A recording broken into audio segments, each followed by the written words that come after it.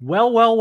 Ohio State 42, Tennessee 10. Subject to change here. There's about 2 minutes left in the game. Buckeyes dominate Tennessee in the first round of the college football playoff. Kind of a historic weekend as one of 4 teams hosting a college football playoff game for the first time. And Ohio State is moving on. There will be a rematch in the Rose Bowl with Oregon. Doesn't that seem like the perfect setting for a rematch, Devin? You know what? I was thinking of that. Here's a winding down round 1 playoff game. What a classic Big Ten, Pac-10 roll. I mean, it couldn't get any better for a round 2 matchup. Big Ten versus Pac-10 throwback in the Rose Bowl, January 1st. I mean, you want to talk about college football at its finest? There it is right there. Ohio State dominated this game from the jump. This is a team that did not start fast a lot this year. They had their first half struggles throughout the year. They were considered more of a second half team, pounced all over Tennessee 21-0. Really could have been a lot worse at halftime than it was with 21-10, some questionable calls, a couple of miscues. We're how surprised, I guess. I mean, this team's been hearing it, not just from around the country. This team's been hearing it from its own fan base here the last few weeks. Coming off the loss to Michigan, I think a lot of people were wondering, how are they going to come out for this game? Is there going to be a hangover from that game? Is it going to be kind of like our backs are against the wall and kind of a, us versus everyone mentality? And it looks like we got the latter tonight with a really inspiring performance. I think the thing is, and I made the comment not too long ago on social media somewhere, Ryan Day, it seemed like, needed to be the guy that got the job. Being that aggressive, going for it, throw the ball over the place, ball coach. And what did we see tonight? I mean, he came out, we're going to throw it over the place. We're going to go. We're not going to set ourselves up for a field goal. We're going to go. And we saw the results. It's just, who you are, what's your identity, and go be that and go be really good at that. Don't try to be something you're not just to prove a point. Go be who you are. And you saw the outcome, obviously, tonight. I mean, they were 7-point favorites, I believe. And I mean, just an absolute dominant performance. And like you said, even the opportunity to go back and, nitpick some things here and there could have been even more. So you got to give all the credit in the world to coach staff, kind of everything, like you said, too, rallying the troops, keeping the team together. And then, obviously coming out, putting on the performance they did tonight. Yeah, Nico Iamaleava with a late touchdown run against the backups, looking like we're probably going to get a 42-17 final here in Columbus. But look, I mean, this was kind of what they needed to do. I talked about, you just kind of alluded to some things. I talked about it in my preview write-up. I certainly didn't have Ohio State winning this game by 4 touchdowns, but kind of said what I said. They needed Peach Bowl Ryan Day on offense. Like, stop worrying about who's calling you tough and who's calling you soft, and whether you're what the perception of your toughness level is around the country. No one's going to change their mind. People who think Ohio State is soft or Ryan Day soft, they're going to think that no matter what. You can run for 500 yards. It's not going to matter. People don't change their minds anymore. No one's going to give you the benefit of the doubt. Go do what you do best. Go throw it all over the place. You have the best receivers in the country. Go make teams defend the entire width of the field and the entire length of the field. I thought they would try and set things up with kind of the short passing game, which they seem to do. They took some shots downfield, obviously very successful with that. But I think the question now a lot of people are asking is, will they have the discipline to sustain this style of football moving forward? Because you don't want to revert back. You have to keep attacking the way they attacked tonight moving forward if they want to keep advancing. No, I agree with you totally. I think, obviously saw tonight, Tennessee was a top 10 defense going into the night. So this was no small feat, the offensive performance that Ohio State had tonight. This was not a, middle of the road defense, high scoring offense. I mean, if you really want to get down to it, if anything, you could say Tennessee's backbone really was its defense this season. I mean, they had a really, really good defense this season. And to your point, if the success they had tonight, I think the only thing you can do is build on it. You found how this team plays. It plays well, aggressive, attacking, taking those shots deep. I'm sure we'll get into it later. Motions, misdirection, creating that space for your players to go make plays. You know, I think something could be said for what are we really good at and where are we the best at? Your wide receiver core is second to none. And go throw the ball. And I'll say this too, go throw the ball when it sometimes doesn't even make sense. Because what are you best at? Well, I know it was 3rd and 2. However, we're going to throw the ball because our wide receivers are better. We're down, 3 deep on the offensive line. Throwing the ball makes sense. I mean, that's what you are. Go be that and go be really good at it. Yeah, I like, you get the ball out quickly. Like, take your shots, of course, downfield, but there seems to be this thing where it's like, well, they've got to establish the run. Well, no, you don't. You can establish the pass to set up your running game. You can hit them 4, 5, 6, 7 yards at a time with the quick, short passing game, and that will set up your running game. It doesn't always have to be establish the run and then the passing game will come. You can 180 that. And I think that's where Ohio State's going to have to do here if they want to keep advancing the next several weeks. That's what I think they're going to have to be. They're going to have to be a team that, 1st and 10, probably going to have to be more of a passing down than it's been for them all year. That's fine. You're able to find G. Scott had some nice plays tonight, 5, 6, 7 yards. Obviously, Jeremiah Smith, kind of anytime he touches the ball, even if it's on like a little bubble screen, you're expecting 7, 8 yards. So get the ball out to these guys. Get Jeremiah. Again, there's no number. Like, there's no number of targets for Jeremiah Smith that it's like, well, you're forcing it to. Like, there's literally no number you could tell me where I'm like, that's too many targets for Jeremiah Smith. Like, just get him involved, and then that will loosen things up for your running game. But let your linemen get a feel for things. Get the ball out quickly, help them out. And that's what they did tonight. I thought the offensive line played really well. I think another thing to your point too about the quick passing game anymore, this day and age of football, a lot of coaches consider that quick passing game the extension of the run game. We're gonna throw the ball short, get the ball out on high percentage passes to guys who can do something with the football in their hands. I think a lot of the quick little check down swing passes we saw to the running backs tonight should be considered runs. I mean, they're basically the 21st century toss sweep from the I formation. Hey, we want to get the guy on an edge. Well, instead of tossing it to him from the I, like you would do 20, 30 years ago, now we're just going to throw him a swing pass. You've got your running back on the edge in space with the football. Go do something with the football. That's, you're an athlete. Go make a guy miss. Continue that extension of the pass game. Get the ball out quick. Get guys on crossing routes so the opportunity to catch on the run and make a play. We saw a big, I believe it was a 3rd and short, a 4th down conversion on a shallow route to Jeremiah Smith. Got him running full speed ahead. He ran through a tackle and picked up a 1st down. Really good job tonight of layering routes, finding, wide receivers finding the hole in the zone. Howard putting the ball in the money. I mean, you can go on and on about the performance the Ohio State football had tonight. Yeah, there's not a lot to really pick at tonight. I mean, as we go final here, 42-17 Ohio State, they've officially advanced. There's not a lot to pick at, because even that lull in the middle of the game, there was a big call or two against them, a couple of non-calls that, Jeremiah Smith on the interception definitely interfered with. You get the bad personal foul, roughing the passer play on what should have been an interception, which gives Tennessee 3 points. Like, even a lot of the stuff mid-game wasn't self-inflicted. It was just kind of some bad breaks there. So it's really hard to nitpick, but I liked just the way they seemed to play kind of complimentary football tonight. Whenever there was an opportunity, maybe the defense got out there a little bit longer than you would have liked there toward the end of the half. The offense is able to come out in the 3rd quarter, control clock.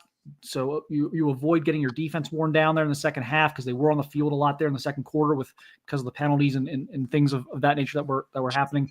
But I thought the complimentary football was good tonight. I thought the play calling was good.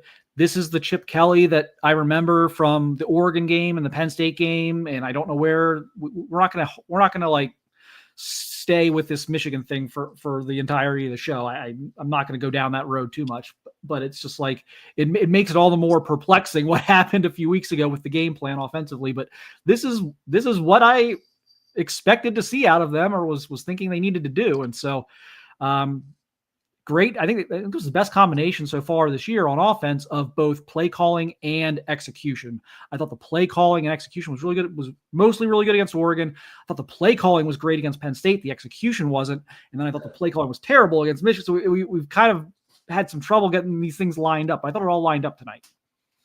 One thing you could say about Coach Day's tenure at Ohio State, without going game by game, they really do typically come out in the bowl games and look really, really good on offense. I mean, I think back to, the Rose Bowl game, Utah, obviously the Peach Bowl against Georgia a few years ago, Clemson. Came out the Clemson game. I mean, just absolute brilliant offensive performances. So you got to give credit for sure where credit's due on that one. So, they're going to have another, week and a half or something like that to get ready for the Rose Bowl and have a calendar in front of me. But, it's like we just talked about. Got to keep going. You can't come out even repeat this game plan. But I think the overall theme is you got to be an attacking style offense and turn games into a track meet. No one calls you. I'll say this. You could say soft or whatever, but you can't. If you can't catch them, you can't hit them. And I think that's got to be the Ohio State offense mantra. Is if you can't catch us, you can't hit us. So you're not going to find out if we're tough or soft. You're just not going to catch us. And that's basically what we saw from the offense tonight, it seems like. And look, they won both sides of the line of scrimmage tonight. So, I mean, you want to throw out the toughness stuff. I mean, that's fine. I mean, obviously the passing yards were pretty high tonight. The running yards, it was a little bit unbalanced as far as that goes, but they won the line of scrimmage on both sides of the ball. So people are going to say whatever they want. Like I said earlier, people are going to say whatever they want. You can't let that impact the way you call games. And I really think they did that a few weeks ago, and it looks like they learned from it tonight, and we'll see if they can carry that forward. But yeah, back to my 3 and out there, one of the big things for me, obviously, was the fast start. This is a team that has not started fast very often this year. I've been a second half team, or a great third quarter team, but not really a great first quarter team. That changed tonight. I think it's always important to try to get off to a fast start, obviously, but I think tonight was extra important, just given how their regular season ended. Don't let any doubt creep in. I thought they did an amazing job coming out, playing really hard on both sides of the ball and looking prepared. I think something you got to look at too, you could talk about intensity, attitude, and all that. That's all very important. But to get into the weeds a little bit of what we saw tonight, if you go back and look at the run game, a lot of what's called gap scheme. And that's where, one side typically blocks down towards the center and the backside's pulling around various combinations. So again, to give credit to the coaches again, they went and found out, hey, what is our offensive line built for? What are they good at? Counter, counter, counter, counter, counter. I think both of Travion Henderson's runs tonight came on counter. Both his long touchdown runs were counters that broke for long touchdown runs. So you saw a lot more gap scheme than we have seen this year, almost hanging their hat on it as opposed to stretch or inside zone that they've been doing a lot of throughout the season, earlier in the season, obviously before all the injuries occurred. So again, finding out what your team can be good at and playing to their strengths. So it wasn't just the pass game. It was also in the run game as well, what we saw tonight, going to more gap scheme and especially counter. Yeah, as we wait for Josh Heupel in the Tennessee post game, which I think will go first for the Ohio State game, I'm not quite. I think they're going to probably all do this together with it being a playoff game or one after the other versus having 2 rooms simultaneously. But we'll figure that out here in a minute. But we're waiting for Tennessee. We'll get you to that when it comes up. But my point number 2 was obviously look, Jeremiah Smith tonight, and we talk about internal clocks with players all the time. There should be an internal clock with Ryan Day and Chip Kelly and the offensive brain trust where it's like, hey, we haven't had, it's been X amount of plays since Jeremiah Smith has received a target. We have to force a target his way at some and they were really good tonight with keeping him involved from start to finish. That has to be a huge part of their offensive strategy. He is unguardable. and he can do so many different things. He can beat you deep. He can beat you on the intermediates. He can run after the catch. He's just too much.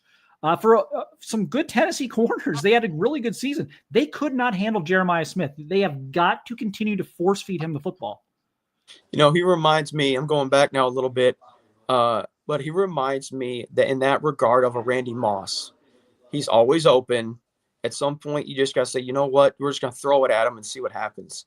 We saw, obviously the 2 big touchdowns tonight, some other catches in between, a big conversion on a catch and run. It's like you said, he beats you all kinds of ways as a wide receiver. And one of the plays he made, throwing the end zone, Howard throws it up and he gets a pass interference because all that the corner could do is just absolutely mug Jeremiah Smith, because if not, it's probably another touchdown. He's just that type of player. You're exactly right. Where, hey, we haven't thrown him the ball in 7 plays. You know what? We'll just throw it at Jeremiah. And again, if it doesn't work, it makes sense at least that, hey, we're trying to get Jeremiah Smith the ball. It's almost, I know this is kind of a ridiculous comparison to make because of how this guy's career, but it's almost like having a guy like almost like a Michael Jordan, where it's like, okay, like Michael hasn't touched the ball the last 3 or 4 times down the court. Let's clear out and ISO and let him go. And that's what you have to do. If things are starting to get away from Jeremiah Smith, if they go 7, 8, 9 plays and he's not, there has to be a concerted effort to reverse that before it becomes a thing like it did against Michigan. And you just have to continue to force the ball that direction. There are so many good things that the amount of bad things that can happen are so few, because it's so hard for corners to physically match up with him. It's almost impossible for them to get an interception because he's so much more physically imposing than they are, that he's at least going to knock the ball down or, make it so that you can't intercept the ball. So again, he's much more likely to make a big play or draw an interference than he is than for something bad to happen. So they've just got to keep that up. But again, I liked that was clearly a focal point tonight. So good on the Ohio State offensive staff for kind of realizing that, like, hey, we kind of let things get stale with our playmakers last time out. Let's not do that again. And something that I get, again, they're going to have to continue this forward. He's just too much of a game wrecker for them on offense. He's got to get 10, 12 touches. Like you can always run a reverse or, something, a jet sweep, or like just get the ball in his hands. Do not let things get stale there. The other thing, if we can get to this, and it looks like we do have 2 separate rooms, so whichever one comes out first, we'll get you to Ohio State or Tennessee post game as soon as that comes out. But I thought the defense played with amazing energy tonight. The way they started fast, but just the whole defense just seemed to kind of feed off each other from an energy standpoint. JT, Jack, heavily criticized players over the years. I thought they both played great games tonight. They both brought a ton of energy. I loved, I've said this a while. It really drives me nuts when they don't rotate much. They seem to rotate a lot up front tonight and early, and maybe the early scoring helped them do that. But I liked the way they were rolling guys, and everyone just seemed kind of locked in defensively. That was as focused and energetic as I've seen the Ohio State defense in a long time. Well, I think one thing that it got touched on a little bit this week in the press conferences with Coach Knowles was this is what he's built his defense for. It's what he's built his reputation of being the guy that has a defense that can stop the Big 12, high scoring offenses. We talked about this week and then from Clinic and way back when he was at Duke, defending his own offense with Coach Cutcliffe. This is what he was really in his wheelhouse tonight against a spread up tempo, throw the ball vertical pass game. And, Jim Knowles, this will be a fun one to break down, especially upon review of a defensive coordinator. We talk about offenses dictating to defense. Well, this is will be a really fun study on how a defensive coordinator dictated to the offense what we're going to let you do with your own offense. You saw tonight a lot of off coverage, 3 safeties back. A lot of times when you're watching pre-snap, there was no linebackers in the box. Both inside linebackers were walked out. Cody Simon and Sonny Styles were both walked out, and there was no linebackers in the box. So basically what Coach Knowles was saying was, okay, fine, you can hand the ball off. And, he put and one thing you can say about Ohio State's defensive line this year, they're really, really stout against the run. And they knew they could, more often than not win that matchup, 4-on-5. And they successfully did tonight.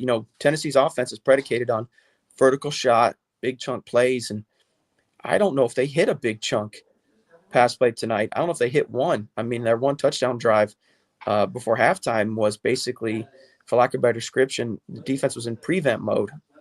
They didn't want to give a big score and have Tennessee a chance to get 2 quicks before the halftime. So it's basically prevent mode. They're giving them everything underneath, rally tackle. And again, to kind of summarize my thought there was, again, go back, study, watch. Jim Knowles dictated this game to Coach Heupel at Tennessee of what he's going to let him do on offense. And it was a master class in defense tonight. Yeah, they were daring Tennessee to run the ball. And, look, the offense helps you with that. When the offense is able to get some quick scores early in the game, it's a lot easier to play that type of way when you're up, 14-0 or 21-0. So that was kind of the complementary football aspect tonight. What was there? The offense was able to give the defense favorable situations. When the defense got a little, the defense was able to get the ball back quickly to the offense, which was then, able to then sustain drives in the third quarter when the defense had kind of spent a lot of time on the field in the second quarter. So just every time one side of the ball needed to pick the other up, they seemed to be able to do that tonight. And that's kind of the complementary football we've all been expecting out of them this year, and hasn't been there all the way. It's kind of come and went at times, but it was definitely there for really a full 4 quarters tonight. It's set. So I'm being told that there's going to be some type of Rose Bowl presentation, inviting Ohio State to the Rose Bowl. So that may happen first before we get to any of the coaches. We're still kind of waiting to see who pops up first, but it sounds like that's going to happen ahead of Ryan Day's press conference. So don't be alarmed if that's how this plays out here in the next few minutes. Devin, this set up well too. Like, you get the rest before this game. You go at it really hard for 3 quarters, but you rotate some guys in. You keep the running backs fresh, keep your defensive line fresh, and then you're really able, like the last 10 minutes, to get your guys out and play your freshmen and a bunch of other young guys, and then you get an extra like half week for the Rose Bowl. Like, this is going to be a grind if they want to get to where they want to get, but I think this is a great start in terms of like the rest factor as we talk about that, as teams try and win 2, 3, in 4 games ultimately. This really is an unprecedented season length for the teams that make it. What are we on, game 13 already? So 14, 15, that really gets into unprecedented territory of a college football season. And to your point, kind of a grind of the season. So there's a lot of that attrition and wear and tear on your players does come into play for sure. Something that everyone's talked about all season long, not just Ohio State, but basically any team with national championship aspirations. You got to build depth, and you got to build real depth, because you got to have guys be able to play in and out of the game, so you don't wear your starters down throughout the course of this long season, if that's something you really are a serious contender for. So to your point, to have the opportunity in the first round playoff game to basically rest your starters and save a quarter's worth of shots on your guys, I mean, that's huge, and that goes without saying, that's for sure. Yeah, love the D-line rotation. Kenyatta Jackson was out there very early. Hero Kanu was out there a bit. Cade McDonald, Caden Curry. I'm sure I'm missing. Edric Houston got a decent amount of snaps tonight on the interior. There were times there in the first half, in big games past, where we've talked about like, hey, like, just because it's in the first or second quarter doesn't mean you can't put your 2s in for a little bit. And there were times I'd look out there and like only Jack Sawyer was the only starter out there, or only JT was the only starter out there. They had like 3 of their 2s out there in the first half of this game. And, again, you want to see that continue. I think the fact that they were able to do that tonight and we didn't see drop-offs, we continue to see the guys who are in there with the 2s get after it. Maybe that will continue to entice a deeper rotation moving forward. I think they'll have to do that against Oregon. I'm not sure they did enough of it against Oregon the last time. So these are the kind of things you would think a lot of this would carry over. Obviously, you've got to tweak things, or else Oregon, you don't want to give Oregon the entire script, but you've got to think that there were some things tonight that maybe they haven't done consistently this year from a personnel standpoint, that it's like, okay, we can continue to do this plus build off of this. Oh, yeah. Oh, for sure. We kind of already talked about it before. I mean, there's just so much positive to build from this game tonight. to keep building, moving forward, that they had success with. Again, D-line rotation, talk about in this regard, rotating. Again, another thing that you saw tonight, even playoff game, you saw rotating at corners again. They continue that, rotating their top 3 corners throughout the game. Just a straight rotation. I didn't notice it being by circumstance. It was just, we're going to rotate the 3 of them, getting those guys in the game. You saw Styles Jr. come in and play some, made a big pass breakup in the end zone. So again, rotating guys in the secondary, even safety position, packaging guys a little bit to put them in spots where they can play to their strengths as well. We saw that tonight from the defense. And again, offensively, to continue that theme of playing your strengths, again, wide receiver, passing the ball, but we've already discussed that a bunch already tonight. And the vets came up big. Look, Cody Simon, 12 tackles, Jack Sawyer, 1.5 sacks, knocked down a few passes. They knocked down like 4 or 5 passes tonight, the line of scrimmage. Guys are, again, what they were chasing Nico Iamaleava around all over the place, but when they weren't getting home, they were, smart enough to kind of sit back and get a hand up and kind of blow up some screens that way. And just, again, just a relentless effort there, I think, from that front 7. And I thought, again, the energy was just off the charts to me. The energy, you could definitely see them feeding off one another. When a player would make a play and the team celebrate together. I think talking about your point of complementary football, when you get up 21-0 quick on a team, you can be in a bit more of attack mode style defensive line. Again, for lack of a better description, that we know, hey, we're going to be able to go after and try and get this quarterback. And again, going to overall overarching theme of what the Jim Knowles game plan looked like, is they're basically going to allow Tennessee's quarterback to try and scramble his way to victory. He wasn't going to hit those shot plays. You weren't going to hit chunk plays. Fine. You know what? If he breaks contain and he picks up 6-7, you know what? Big picture, we're fine with that. Just get him on the ground, make him snap it again. Because saw tonight they could obviously hit home on this offensive line. I think they had 4 or 5 sacks. Without looking at the stat sheet, the stat line, and then how many countless other ways they were able to disrupt the quarterback and affect the pass game. Both, like you mentioned, with batted balls, they had 4 or 5 of those. Jack Sawyer almost came up with almost had a pick 6. If he would have got squeeze the ball a little bit more and take off with it. And even when they weren't getting home on a sack, they're still pushing the pocket. They're forcing scrambles. He's taking hits. I mean, that really was really good, strong defensive line performance they probably haven't had in a long time this season. And boys, I mean, that stat sheet looks great. Obviously the score looks great, but 473 to 256 on total yards. You tell me before the game, I picked Ohio State by like a field goal. You told me before the game that they're going to throw for 300 and run for 150. I would have definitely said they're not only going to win, they're going to win pretty comfortably at that point. Limited penalties, 3 for 25. One of them was total BS. I mean, you're looking at basically 2 penalties for 10 yards. First downs, time of possession. They win time of possession by almost 6 minutes, despite even yielding some of that there, mid to late second quarter, where Tennessee was able to kind of control the ball there for a while in the second. So without that little lull there, the time of possession was even more lopsided. So just everything you really would want to see in this game. Again, a pretty clean score sheet. The only turnover was the Will Howard interception that, obviously was it even an interception? Maybe not. Probably had to call.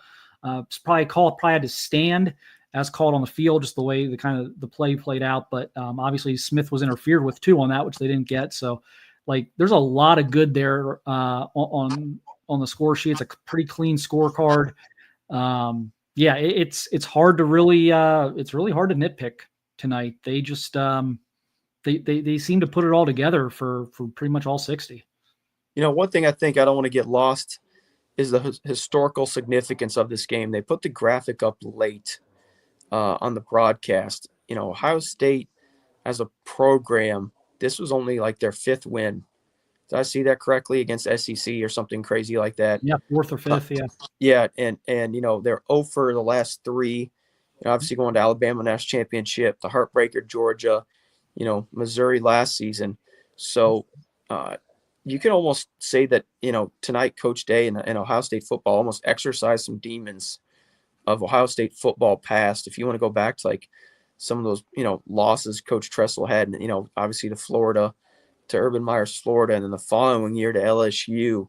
This really was, I don't want that to get lost on the fans, big picture Ohio State. This really was a huge win for the Ohio State as a program over a big-time SEC blue blood. And again, in just dominating fashion. I mean, this was only a 7.5 point spread game. If you look at all the pregame predictions, nobody had this type of performance coming. You go up and down the sheet, it was, within a touchdown. Ohio State's going to win one close, or Tennessee's going to win one close in the upset. Nobody saw this dominating performance coming from Ohio State football tonight. And again, like I said, as a program, Ryan Day tonight and Ohio State football really kind of exercised some demons of Ohio State football past with his big win over an SEC blue blood. Yeah, so maybe all those 9-3 SEC teams didn't actually need to get in. You never know what next year could bring potentially. So, someone's got to be in there. You want 12 teams? Oh, looks like we got the Rose Bowl here. Yep, we got the Rose Bowl presentation. We'll go to that.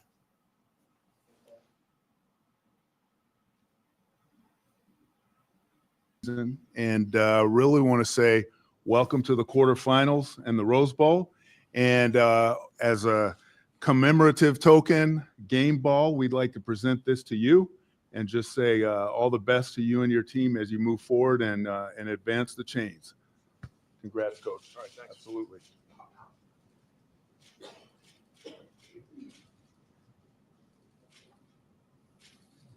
Great job. Thanks so much. Congratulations. All right.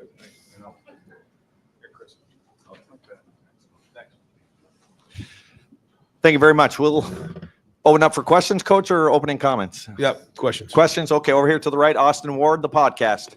Ryan, I don't know any artful way to say this, but where was that performance hiding for your team? Yeah. Well, I'm proud of our seniors for a lot of reasons. One, for the fact that they were able to finish their last game at Ohio Stadium with a win like that. And I'm also proud of the way that they responded. And I told them in the locker room that, in life, you're going to be defined by the way you handle adversity in life, as a person, as a man, as a dad. And so, to see the way that they responded in this game, you can tell from the jump that they had a look in their eye that they were going to go win this game. And I thought they played that way. So a lot of football ahead of us. Great win, but we're going to enjoy this for 24 hours, then it's on to Oregon. Over to the left, Rob Aller, Columbus Dispatch. Yeah, Ryan, from a coaching perspective, this was like 180 from your last game. What did you guys do different? Did you just say, we're just going to go out and throw the ball, play loose, play aggressive? I think it was a combination of things. I think that it's a little bit of everything. I think when you go back and look at the season, we talked about it going into the game. We were a different team. When we lost Seth, we played that Indiana game. We got, the punt return. Looking back on it, we got that turnover down in the red zone. We really didn't play great on offense in the Indiana game, truth be told. And then we went into the last game and still didn't quite know what the ramifications were of everything that was going on based on who we had up front. And, there was a lot of things that played into that game, but certainly one of them was we called this game more aggressively. There's no question about that. But also I think we did some things in this game that maximize what we have in terms of our strengths and minimize our deficiencies. Not that everything was perfect in this game. It wasn't. But I do think that and I also thought Will was excellent in this game, played really well, did a really good job of placing the ball in some big-time throws. When he needed to make plays with his legs, he did. And certainly Jeremiah, was dynamite again. But Will was the leader. And but we also had balance in this game. It wasn't like it was just throwing it all over the place. We did have balance. We had some good runs. And those hit for us, which makes a big difference when you have that run pass balance that we're looking for. So, this has got to continue. This has got to build momentum, going into this next game. Over to the right, Dylan Davis, Delaware Gazette.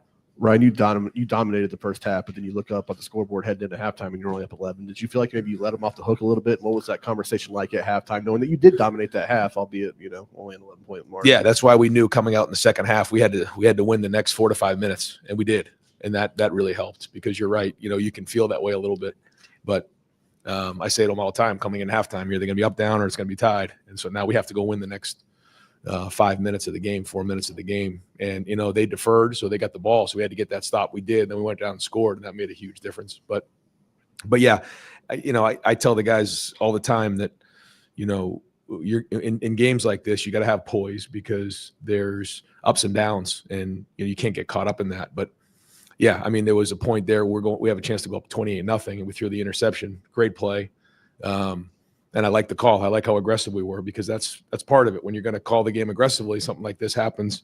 You have to be willing to work, live with it. But yeah, I mean, we had a chance to score right there and go 28-0, and the game's pretty much in hand at that point. But they fought their way back in. But they're a good team. I mean, this is a very good SEC team that came up here, and so we knew it wasn't going to be easy. Cameron Teague Robinson, The Athletic. Ryan, I know obviously the confidence for this group comes from the work you put in on a daily basis, but when you sit for weeks and you just want to get in the game, how important is it for you to have that first drive, the way you guys did that, to build confidence for the rest of that game? And just the execution. We've talked about that the last few weeks and some of the press conferences we've been in. That I know you've heard us harp on execution, because there's a lot of things coming out of that last game that we just look back on and we're like, we just didn't execute very well. We did, and certainly there are things that we needed to do better in terms of scheme, but we also, didn't execute. I thought we, for the most part, fielded the kicks better in this game. I thought, we blocked better in this game. I thought we ran through contact better in this game, and certainly we threw and caught better in this game. And that made a huge difference in it. But you're right, there was a confidence coming out of that first quarter, because we were playing with a lot of energy. But even coming out of warmups, you could feel it. There was these guys wanted to play in this game, and there was a confidence that got built through practice. And I thought we had a good game plan going in. I think the guys believed in it, and that went a long way to get that first drive. Folks, I'm going to have Jack Sawyer and Cody Simon go to the back two tables there to start their interviews. Then we're going to go ahead and continue with Coach Dave, Bill Rabinowitz, Columbus Dispatch. Thank you, gentlemen. Either one of the back two tables. How you got through it and just how important this was, because this was a season-defining win to this point. What did you do to make sure that you guys were ready? Because that was obviously a devastating loss. Well, the first week was an identification of the issues. You don't just move on from the game. You have to identify what the issues are and have real conversations with the players, allow them to speak, because they're invested in this. And then, coaches have their 2 cents, and you give it about a week, and then you put a plan together on how we're going to move forward, how we're going to get these things fixed. And then you figure out who your opponent is. We found out it was Tennessee, and that's where the 2 weeks of work went. And it got about Wednesday of this week, you could tell these guys just wanted to get on the field. It had been a long lead up for us, weeks. And it does, to say it doesn't weigh on you, it does. We have a lot of pride in who we are, and these guys have a lot of pride. And these guys, they love each other, and they're a great representation of Ohio State. And I'm glad that they were able to, for the last game for those seniors to finish with a win. But they are not satisfied at all. I mean, they quickly are going to get their focus on Oregon, which is going to be a rematch for us, which is exciting, and going into a great opportunity to go play in the Rose Bowl again. And I think it says a lot about who our guys are that we're able to respond like that in a big way. Dan Hope, 11 Warriors. Ryan, you talk a lot about leave no doubt. How important was it for you guys in terms of building momentum to not just win tonight, but to leave no doubt? That's it. And even there were a couple of points in the game where, there's some couple calls and, different things where, in the past, when you have one of these games, it comes down to the last play, you can look to those as game altering plays. But when you leave no doubt, nobody will talk about those plays, because we did. And there was a few opportunities in this game to do that very thing. 4th down stop. There was, again, that, those drives right there in the third quarter that I felt like allowed us an opportunity to pull away when the defense was getting stops. Over to the right, Stephen Means, Cleveland.com. Ryan, you told us during the week that we could see a rotation on the interior of your offensive line there. Can you just talk about the job Luke Montgomery did, but then also Austin's playing essentially two different positions Yeah. in one game. Just evaluate the job he did going back and forth depending on who was in the game with him. When you don't notice the guards, they're doing pretty well. I noticed Luke's energy, toughness, and edge. I got to watch the film and see how he did, but we blocked them much better in this game, and they have a good front.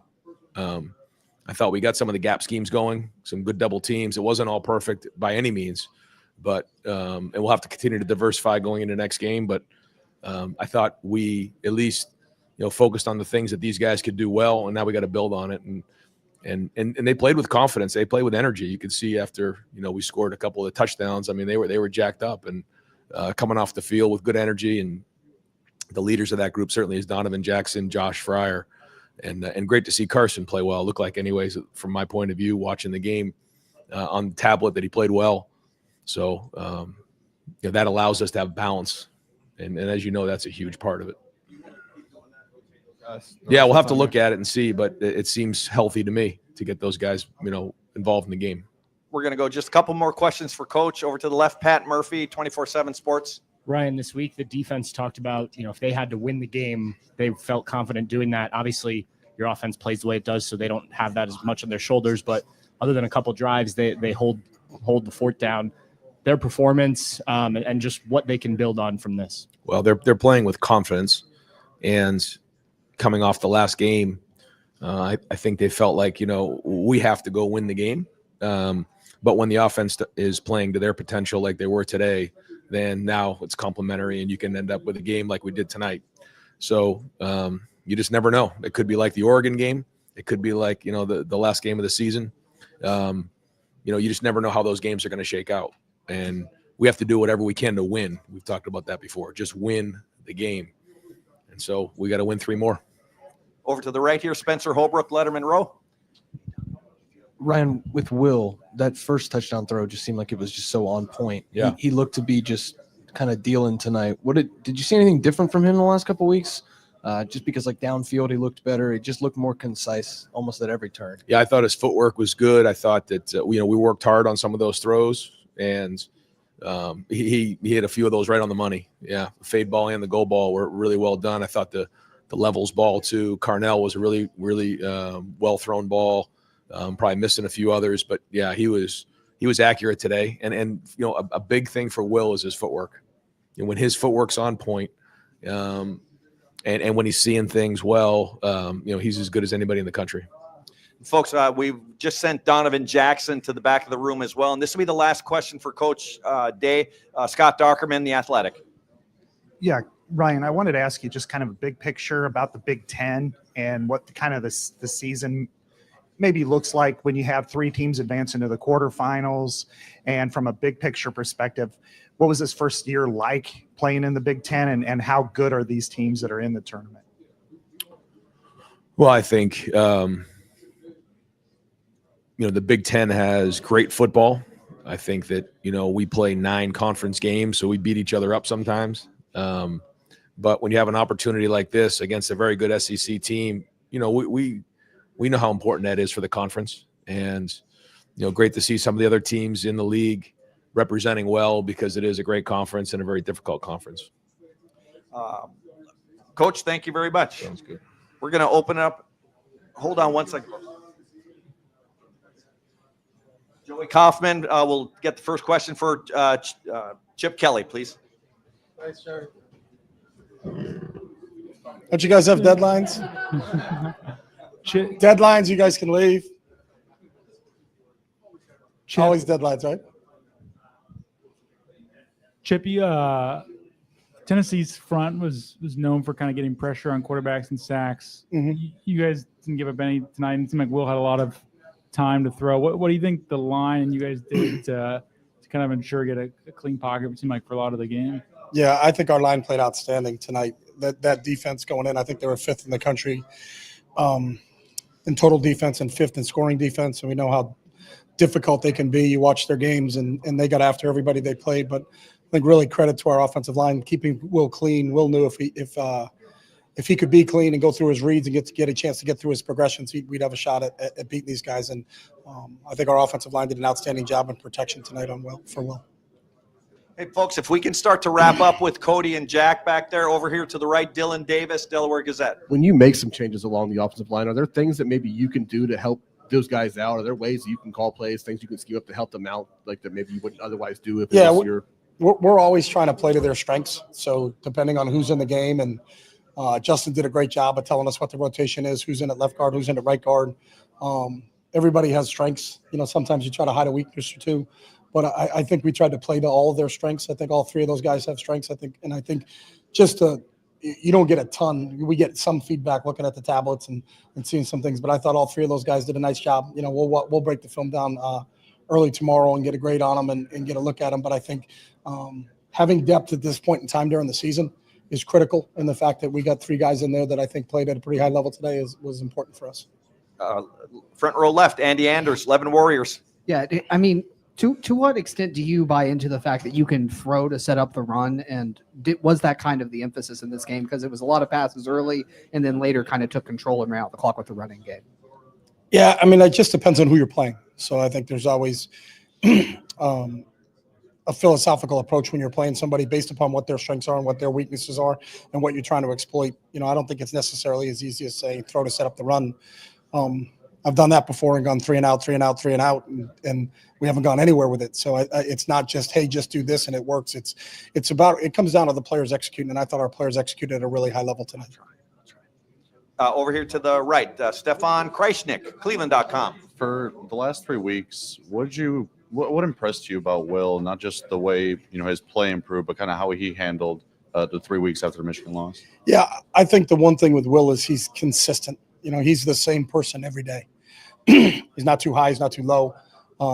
He's a lifelong learner. He's got a thirst for learning. He's in every day. He's watching film, he's studying, he's always trying to get better. And can he get just a little bit better on a daily basis? But the one thing about Will, there's a consistency to his approach. And there's a consistency to how he is every single day in practice. He's not one of those guys that's low on one day, high on another day. He's not like that. He's kind of really steady in his approach to how he prepares for games. And I think that's what you see when he plays in a game like he did tonight. Okay, we're going to go do one more question for Coach Kelly, but in the meantime, I'm going to send JT Tuimoloau to that back table on the right. Over here to the left, Jake Trotter, ESPN. Yeah, Chip, a few days after the Michigan game, Ryan said, we have plenty of good enough players to go on a run and win the national championship. What did this performance tonight say about what you guys are capable of when you play your game? Yeah, it says we're one of 8 teams left. Everybody is fighting for the same prize. And obviously each game gets a little bit more amplified. But to win it all, you got to win the first one. And that was really the whole team's focus. And I thought Ryan did a great job of keeping everybody focused. It really wasn't talk about what are we going to do on January 20th, because January 20th didn't mean anything if we didn't take care of December 21st. I think our guys were laser focused on playing this game. Obviously, when you turn the tape on and you watch how talented Tennessee is, that got your attention right away. So, there was no looking past them to whoever is the next game. And obviously, we know we're going to go play the Oregon, and that was in the back, though. It was just all about Tennessee because you got to win the first one to get going. So we'll regroup tomorrow. We'll look at the film. And then we'll start as quick as we can getting ready for the next one. And one last question, Bill Rabinowitz, Columbus Dispatch. Nobody knows Ryan and is closer to Ryan than you are in the coaching profession. Last 3 weeks, I would imagine, have been as tough a time for him as ever in his coaching career. How did he handle it? What did you see from him during this period? Maybe that, I don't know if you'd seen before or just impressed you or whatever. Nah, I just saw the guy I've known since he was 5. And I told him a long time ago, he's built for this. And he understands it. He understands the gravity of what his position is. He understands, how everybody feels about Buckeye football, and rightly so. And he feels the same exact way. So I don't think anybody took the loss to the team up north harder than he took that loss. And that's just the type of person he is. But he also has to lead from the front. So it wasn't feel sorry for me and, hey, is everybody going to pick me up or are they going to make me feel better? It was like, no, we got to address this the right way. We got to look at what we did on film. We got to figure out how can we correct that. How do we put our positions? I think your job as a coach is to put your players in positions to make plays. We didn't do that in the last game, and we did a better job of that tonight. And then our players went out and won this football game. There's not one coach that played today. So the credit goes to those guys. They were awesome, and they were clicking on all cylinders. And when you start to call plays and Will can finish the play before you get it out, you know how dialed in you are. And I think that's what these 2 weeks were, is we're saying, hey, we're going to go to 9. And before I could even get the second part of the play out, and it was a 10-play word call, he had it. He knew what we were doing. And I think the buy-in, especially from the leaders here and our senior leaders, is tremendous. And I think that's what's going to propel us as we continue to move forward with the ultimate goal of trying to get to January 20th. In both. We have a communication system that is kind of unique, but we're always talking through the headset, and he'll hand signal and got it. And, I will start to make check it and he knows he got it. And so I think it just tells where he is and how dialed in Will has been throughout the entire season.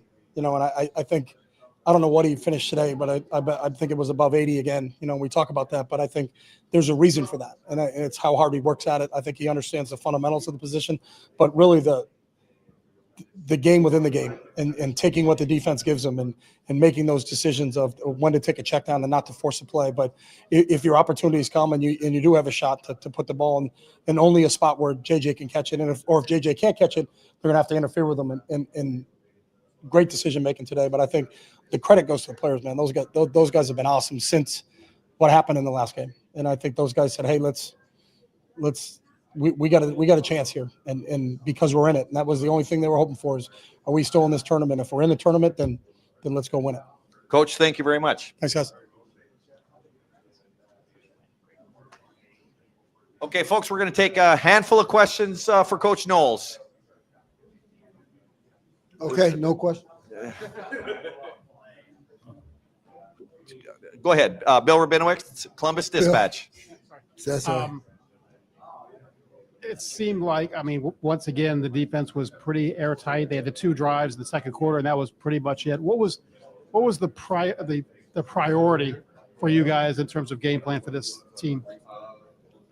Explosive plays, right? Make them, if they're going to score, make them. I think the one play, one drive, one score, it was like a 16 play drive, and we had our shots, and a really suspect quarterback roughing penalty, and make them go the distance on us. And I thought we had a great plan. The early 3 and outs, right? Score early 3 and outs, scores, got us out in front. Hey, folks, I'm going to just, if everyone could pause just for a moment. Did somebody pick up a wrong backpack? If you have a black backpack, can you please just make sure it's yours? We got to. Oh.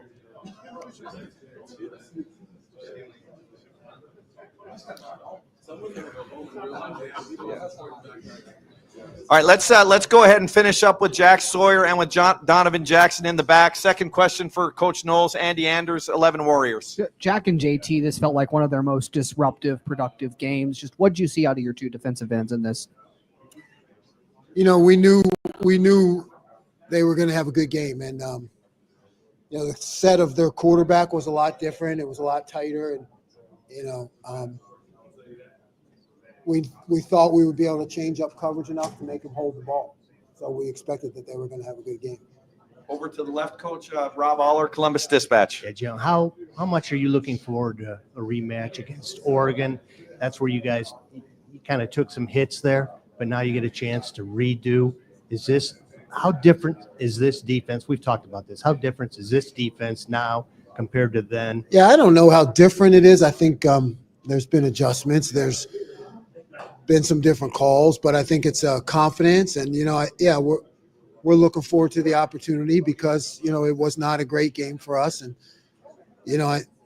quite frankly, I think the guys got a little pissed off, and, it led to a run for us, in terms of defense and where we're at statistically, which is got to be number 1 or close to number 1 in categories, right? So, they used that game as a motivation. So I'm sure they're looking forward to another opportunity.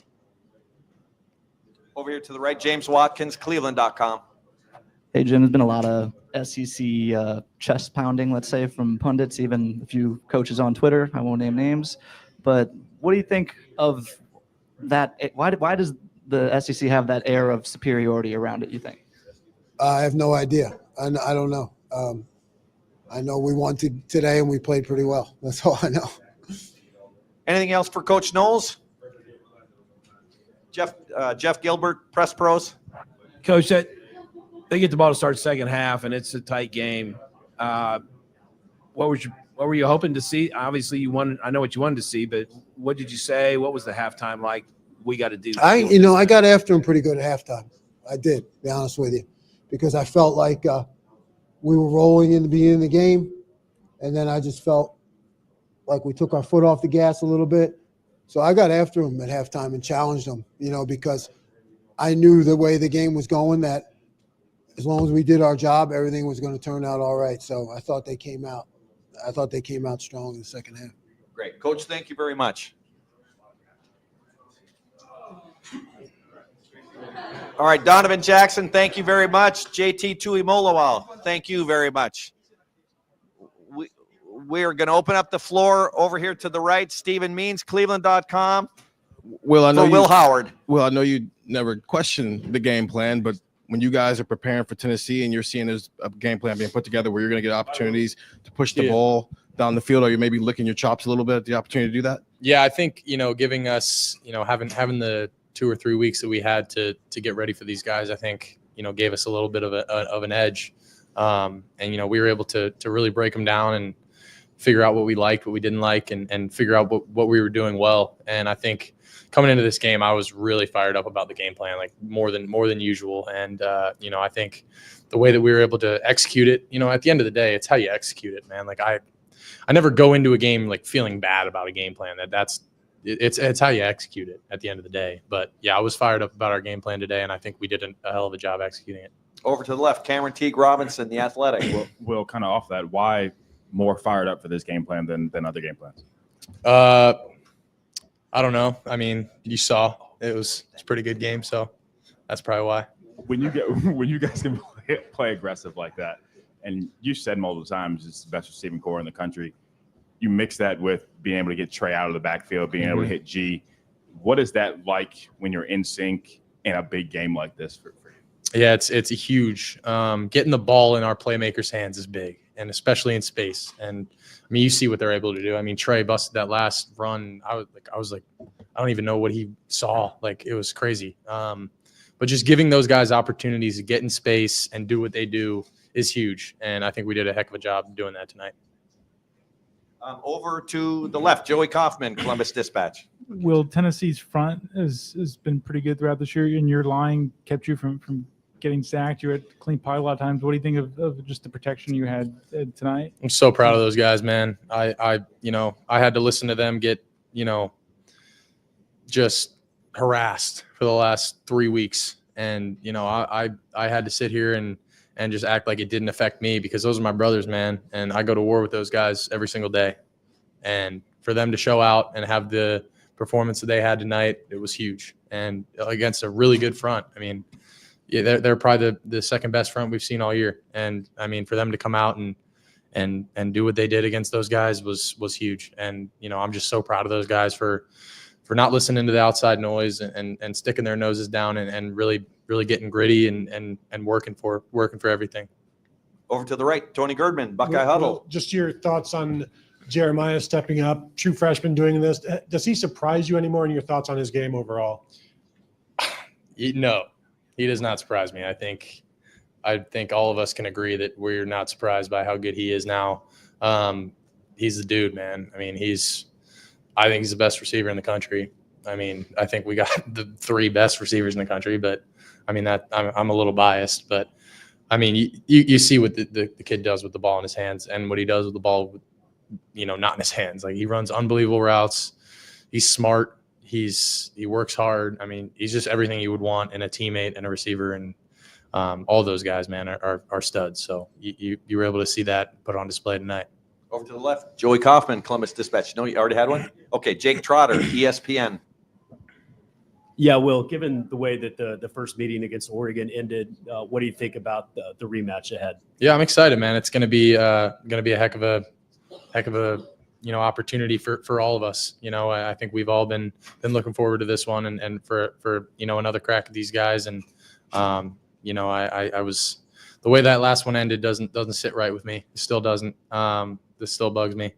And I'm just thankful for the opportunity that we get another crack at them. And in life, I said this before the game. In life, you don't get a lot of second chances, man. So the fact that we're getting a second chance here, man, is a blessing from the Lord.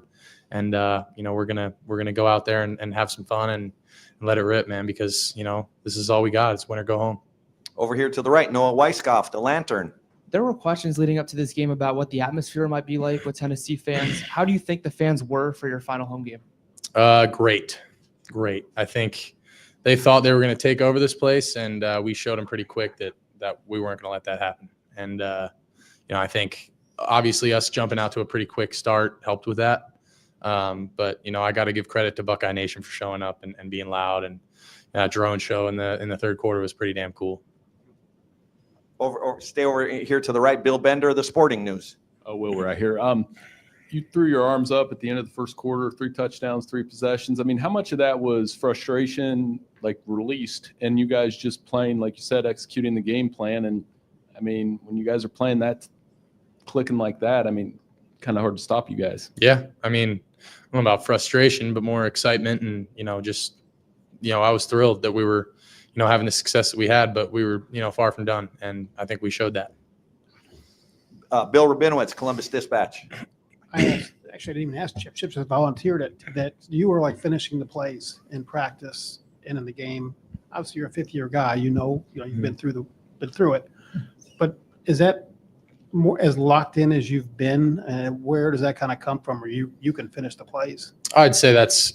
I like to think that I can do that every week, and that's something that I try to get in my preparation. When we go in there and we install a bunch of stuff going into Tuesday, it's like maybe I'm having to because he's telling me the plays, and I'm trying to learn this week what is the verbiage going to be on this one, and it really by like Thursday I try to have them all down pat so where I can finish them literally. He starts it and I'm like, okay, I know what play this is, and especially just understanding the game too. Knowing, hey, we're in the red zone, it's a 3rd down. I know that we're going to call this. Or, there were times tonight where, there was a 3rd down and I knew that we went into a certain personnel package and I knew what he was going to call. Like, that's just us being on the same page. And a lot of that has to do with, us, me trying to get in there and around those guys as much as I can be so that we're all on the same page, with what we're calling. And part of that's just my preparation. That's how I like to operate, man. I want to know the game plan inside and out and why we're doing what we're doing. And, I like to think my memory's pretty decent, so I like to try and memorize the plays.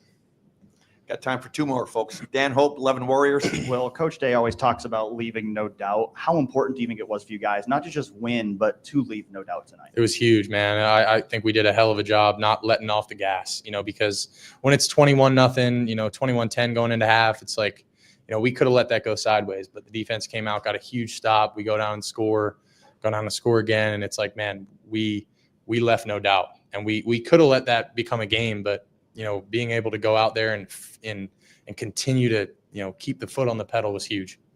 And final questions, Tim May, Letterman Row. Yeah. Well, a couple of your passes, especially to Jeremiah, were just like, what they call it, dimes in a Coke bottle. I mean, the way you threw it. You understand what I'm saying? I mean, you crack me up, Tim. Yeah, but did it feel like that? I mean, did it feel like you were on tonight, for want of another term? And I don't know, how important was that to you to have that feeling? It's you kind of, as a quarterback, you kind of get into a rhythm and you kind of get into a flow state, and I felt like tonight we were able to get into that. And I feel like when I'm able to get some completions early, get the ball out of my hand, get the guys in space and you catch a couple breaks. I mean, on that first drive, I get a face mask penalty on, probably should have thrown the wheel to Q, but you luck out and you got to catch a couple breaks. But, once you're able to get that first down, get moving, you kind of get into that rhythm, and that rhythm is huge for me as a quarterback and really for an offense. We always talk about getting that first down, and then, it's downhill from there. And real quick, Trevion Henderson had a game. I mean, running and catching and stuff. Just what's your impression of his game tonight? Man, I'm so proud of him. Him and Q did a great job tonight, but man, Trey made some unbelievable plays. I mean, that kid, he just shows up to work every single day. I mean, he continues to amaze me with, his abilities, how connected he is to the Lord and to his faith. while he's also, going out there and laying his body on the line. I mean, I'm just lucky that I'm on the same team as Trey and a lot of these guys. Will, thank you very much. Great news, folks. The backpack has been found. Good stuff. Go Bucks. Thank you, guys.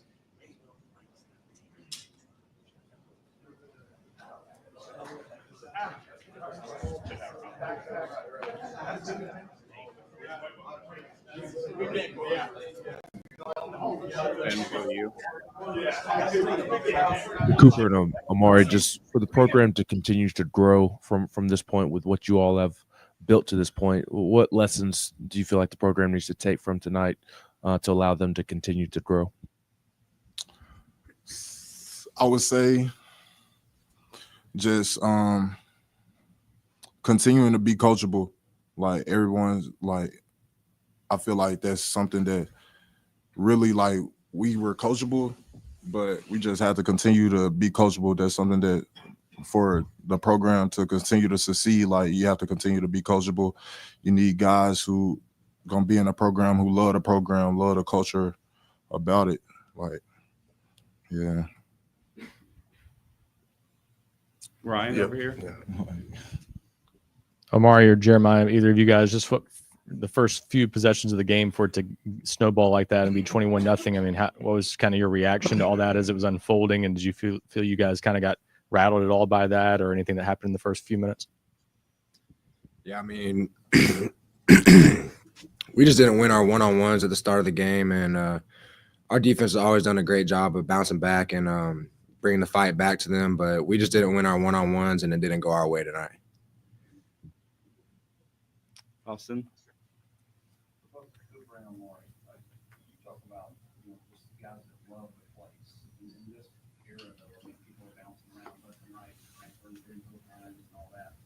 You guys are like dinosaurs.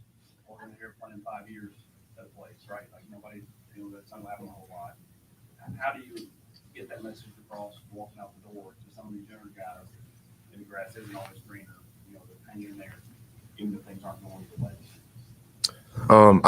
I truly, I mean, I don't know if it's like a message or anything that you say. Like, I think the way that guys like us have come to work and showed up and, showed face every day and, the mentality and the energy that we brought, I think that speaks volumes and says more than any, 2-sentence thing could ever really capture, I guess. I don't know. Yeah, the grass isn't always green on the other side. Like, everybody knows that. Everybody has their own situations, but man, I really do love Tennessee, and like it's been really good to me. Anything else for this group? All right.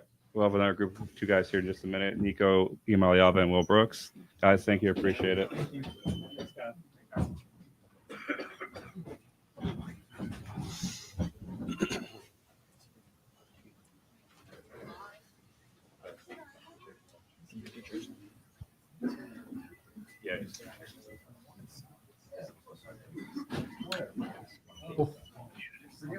We will get to Nico Iamaleava here shortly, Tennessee quarterback about to take the podium. You guys had a chance to listen to Ryan Day, Will Howard, Jim Knowles, Chip Kelly. So expanded post game for the playoff. And again, we're gonna throw it back to the Tennessee room as soon as Nico Iamaleava takes the podium, which it looks like is happening here very soon. Or did I get pump faked?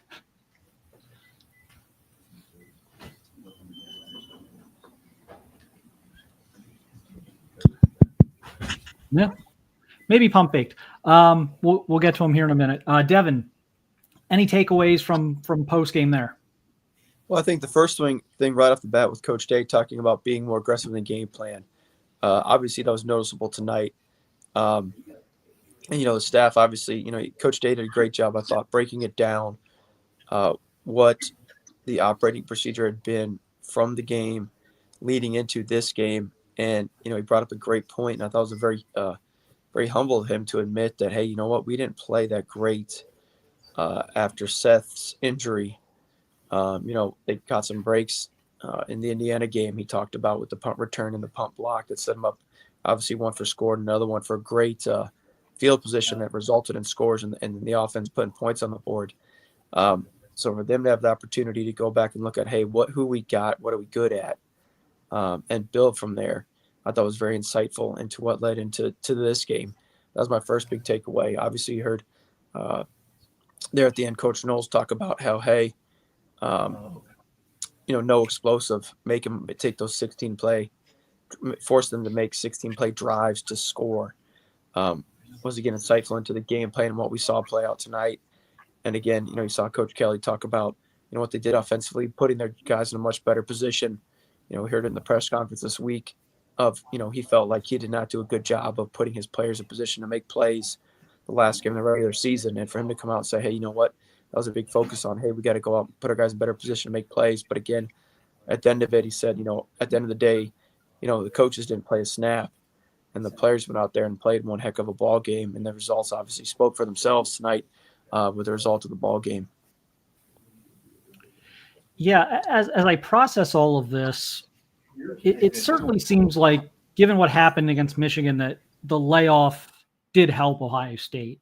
Like if they had to turn around and play, 7-8 days later, that emotionally that may have been tough. It feels to me like they kind of got a nice break here and a kind of almost caught a break in the sense of having that extra time to prepare. Definitely seems like you can make the analogy, if you will, the team had a time to lick its wounds and then bounce back and actually get better from it. I don't think there's anybody that could argue that this Ohio State team tonight wasn't the best version you've probably seen all season. If you go back and go game by game, that's probably the best they've looked all season against any opponent. You can go back, look at Penn State game, offense not necessarily had their best game. Defense played phenomenal. Obviously a lot of focus now is going to be in the Oregon game when the offense looked was good enough to win it. Defense not necessarily wasn't. And this is probably the first time all year where all phases of the game were just firing on all cylinders, to use that cliche.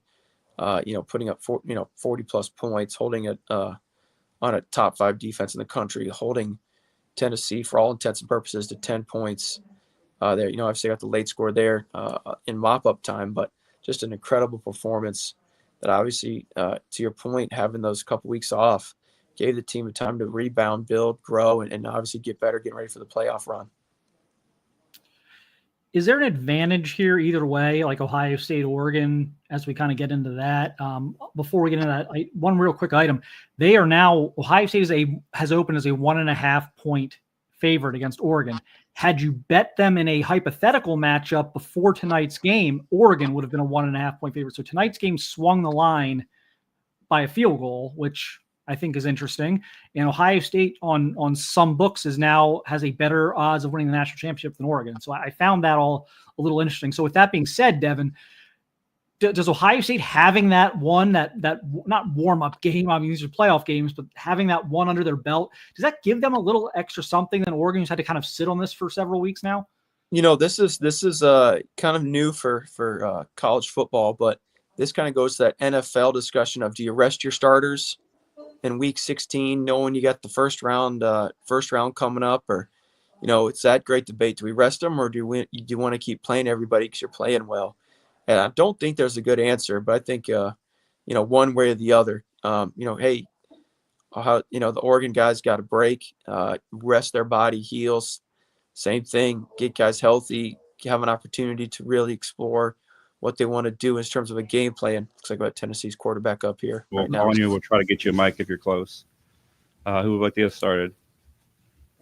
David, we'll start with you, and then we'll go to Jimmy over here. Nico, can you just talk about the struggles with the downfield passing game? And Joey said it resulted in you running a lot more. I mean, did you ever expect to run 20 times today? I'm at 20 carries. No, I did not expect to run that many times. Some shots that were there, and just, overall as a team, we just didn't execute the whole game plan. So, got to be better. Jimmy, over here. Just go ahead. What did Ohio State do scheme-wise in the passing game that allowed them to have so much success? Yeah, I mean, I think they just executed at a higher level than us. I mean, we had the opportunities to make a couple plays and just weren't able to capitalize on it. So just execution. David, over here, and then Ben. For both of you guys, Coach Heupel talked a lot about disappointment.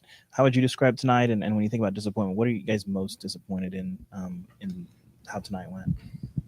Yeah, I'll start. It just stings kind of losing like that. Just obviously we're all disappointed with the result. I feel like we had, a good game plan and just weren't able to execute it. So just obviously really disappointed with the result of the game. Yeah, man. Just started off slow. We were supposed to come in, had a great game plan to, come in and fire first. And, they hit us in the mouth first. And, we were just trying to recover that whole game. And first half, I thought we did a great job of that. And, second half coming in, I thought we could have played at a way higher level than we did. Ben? Nico, what do you feel like you all need to take from this loss and carry with you into the offseason? What do you feel like, or what do you hope your teammates and yourself, of course, take from this loss? I think just use this as motivation, man. We've been putting in work since January, to get to this point, and it sucks to go out that way, because that's not who we are, man. I love this team, I love the team we have, and just the way tonight went was not the way we wanted it to go, and we'll use that as fuel motivation during this offseason to really hit it.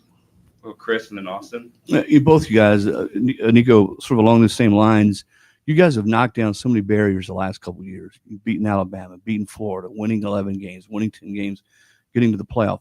That next step, what do you need to do to play better on the road against better teams?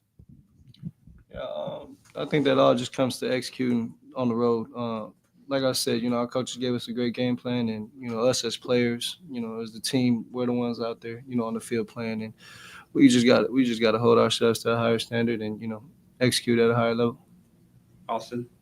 Will, for a kid from Alabama that walked on, what memories do you take from this thing? Just really being with the guys on the team. That's what really hurts the most about, losing and not being able to finish the way we wanted to. Just the fact that I won't be able to be around any of those guys like every day anymore, just it really, really hurts. Nico, without Dylan, Swirl, and then Dante getting injured too, how much did that limit the game plan of what you guys could do? Yeah, shoot, at the end of the day, man, whoever's out there, whether it's a freshman or not, we got to be able to execute the same way with those guys or not. And we didn't do a good job of that tonight. Wes?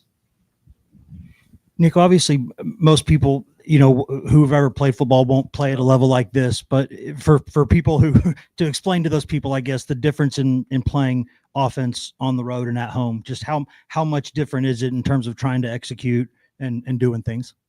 Yeah, I would just say, just the crowd noise that plays a factor in how we play. We can't play as fast as we want to without tempo. And man, that's really the biggest factor was crowd noise. Adam? Nico, what can be added to open up the offense next year? And do you want to be in conversations with coaches about what can open up the offense more? Yeah. Obviously in the offseason, me, Coach Joy, and, Coach Hype will always having conversations on how we can excel this offense, and it'll be that in the offseason too. And Caleb, and then Paige.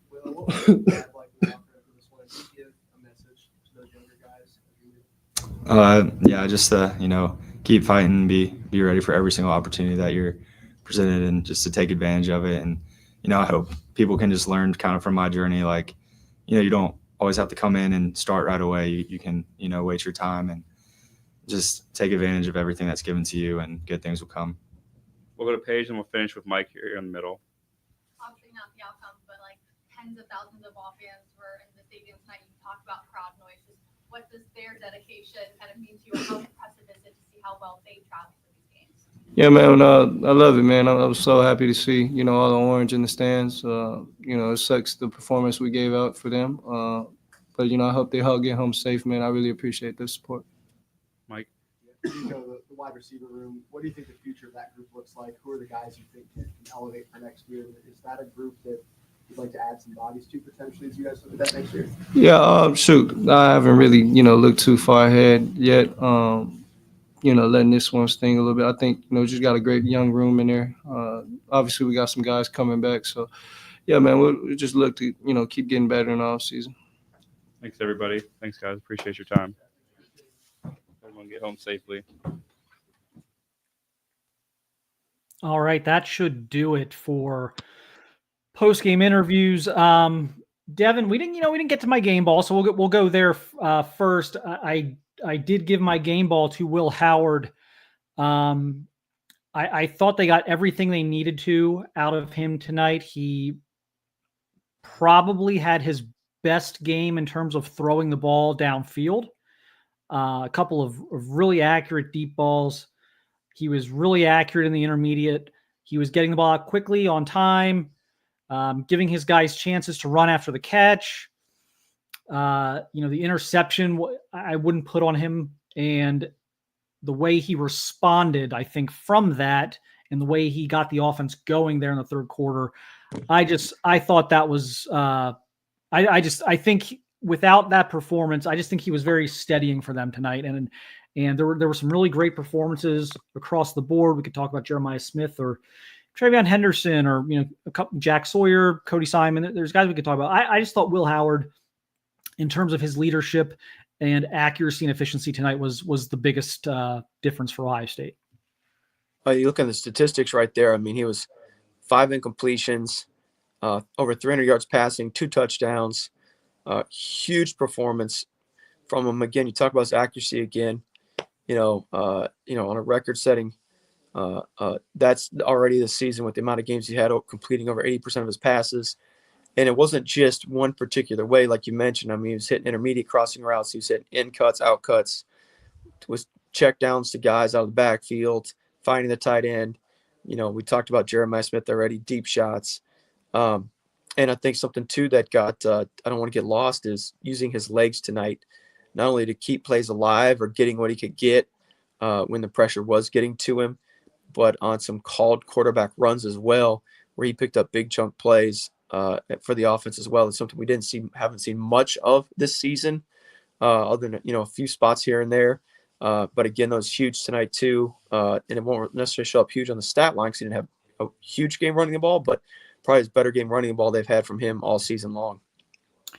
And they spread the ball. Like we talked about getting Jeremiah involved. And obviously you want to do that. You have to do that. You have to force targets his way.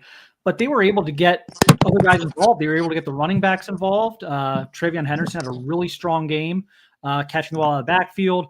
Emeka Ibuka had a really nice game. G. Scott had some really key catches, key points of the game.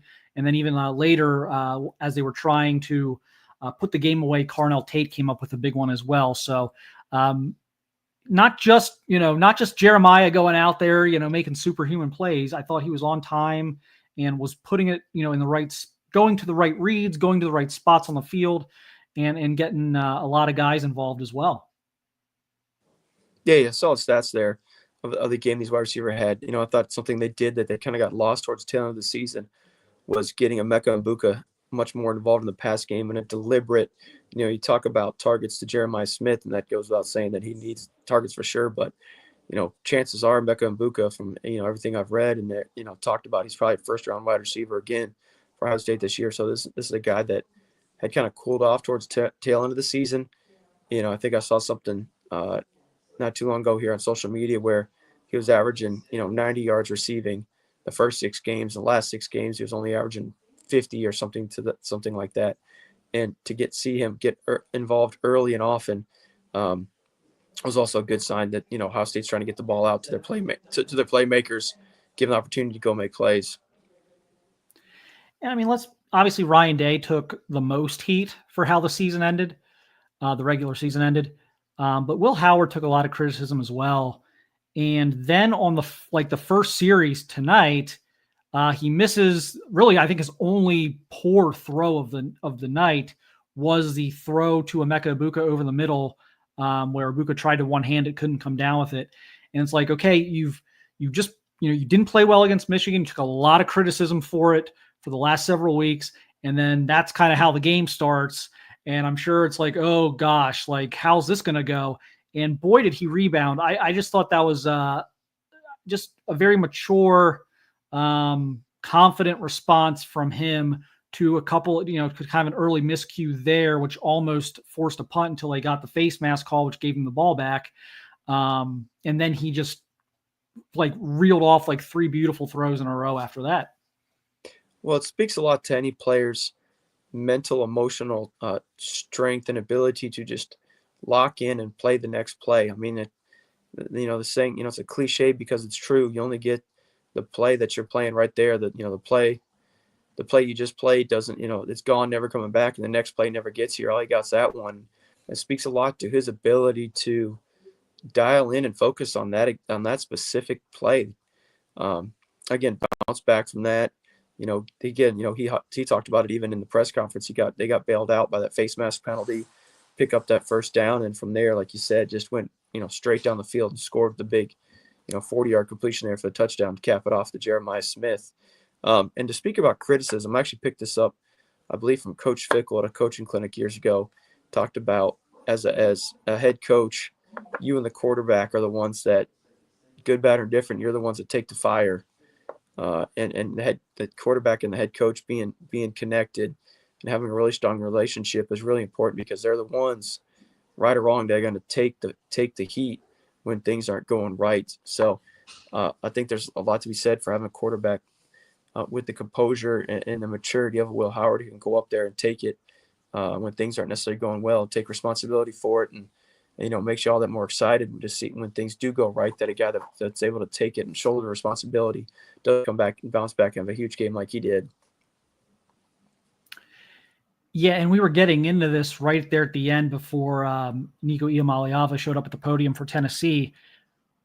Would you rather be Ohio State or Oregon in this scenario right now, in terms of not just the different, not just the timing and the difference in kind of getting a chance to get your feet wet in a first round game versus having not played in a few weeks, but also in having lost the first game on the road by a point versus having won the first game at home by a point?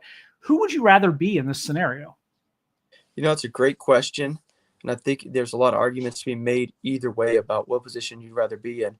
And I think if you're the team that's playing hot, you'd like to stay on the roll in that regard. Oregon obviously had a huge Big Ten championship game as well. So again, both teams coming in hot. They're having a longer layoff. If you want to go back historical again here, what is one of the criticisms of Ohio State in the Tressel years and his bowl game performances?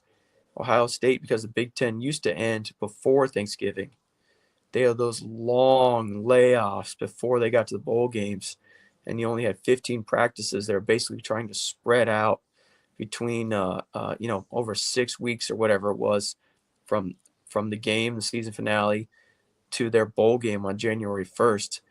So again, this is something to be argued that, hey, maybe having that long layoff, whatever it's going to be now for Oregon, it's almost like you got to go out and knock the rust off and knock the cobwebs loose, because you haven't been playing an opponent. Now you got to all of a sudden kick it into, hey, we got to get into game prep mode now, and really just been kind of maintenance and recovery mode for the past few weeks.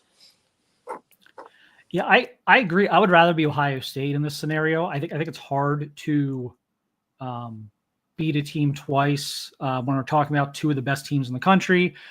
I think it's hard to get your sea legs right away. Again, when you're facing another team of equal talent. These teams are two very talented and pretty almost very dead evenly matched teams. I mean, they played a 1-point game in Eugene, Oregon. I would rather be Ohio State in that scenario. Now, there's more to this matchup than just that. You're not going to have Josh Simmons, who you only had for about half of that game. You're not going to have Seth McLaughlin, who you had for that game. Suspect Oregon's going to have Jordan Birch. No reason to really think they're not.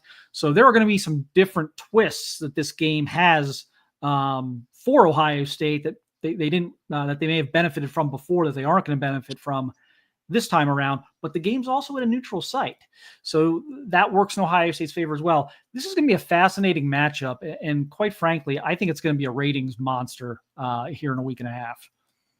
We talked about beginning the show. This is, what a way to start the playoff era in a classic Big Ten, Pac-10 in the Rose Bowl on January 1st. So that's college football tradition at its finest in this playoff era. So that's actually just, really cool, sentimental, if you will, Rose Bowl game to get in the playoffs now.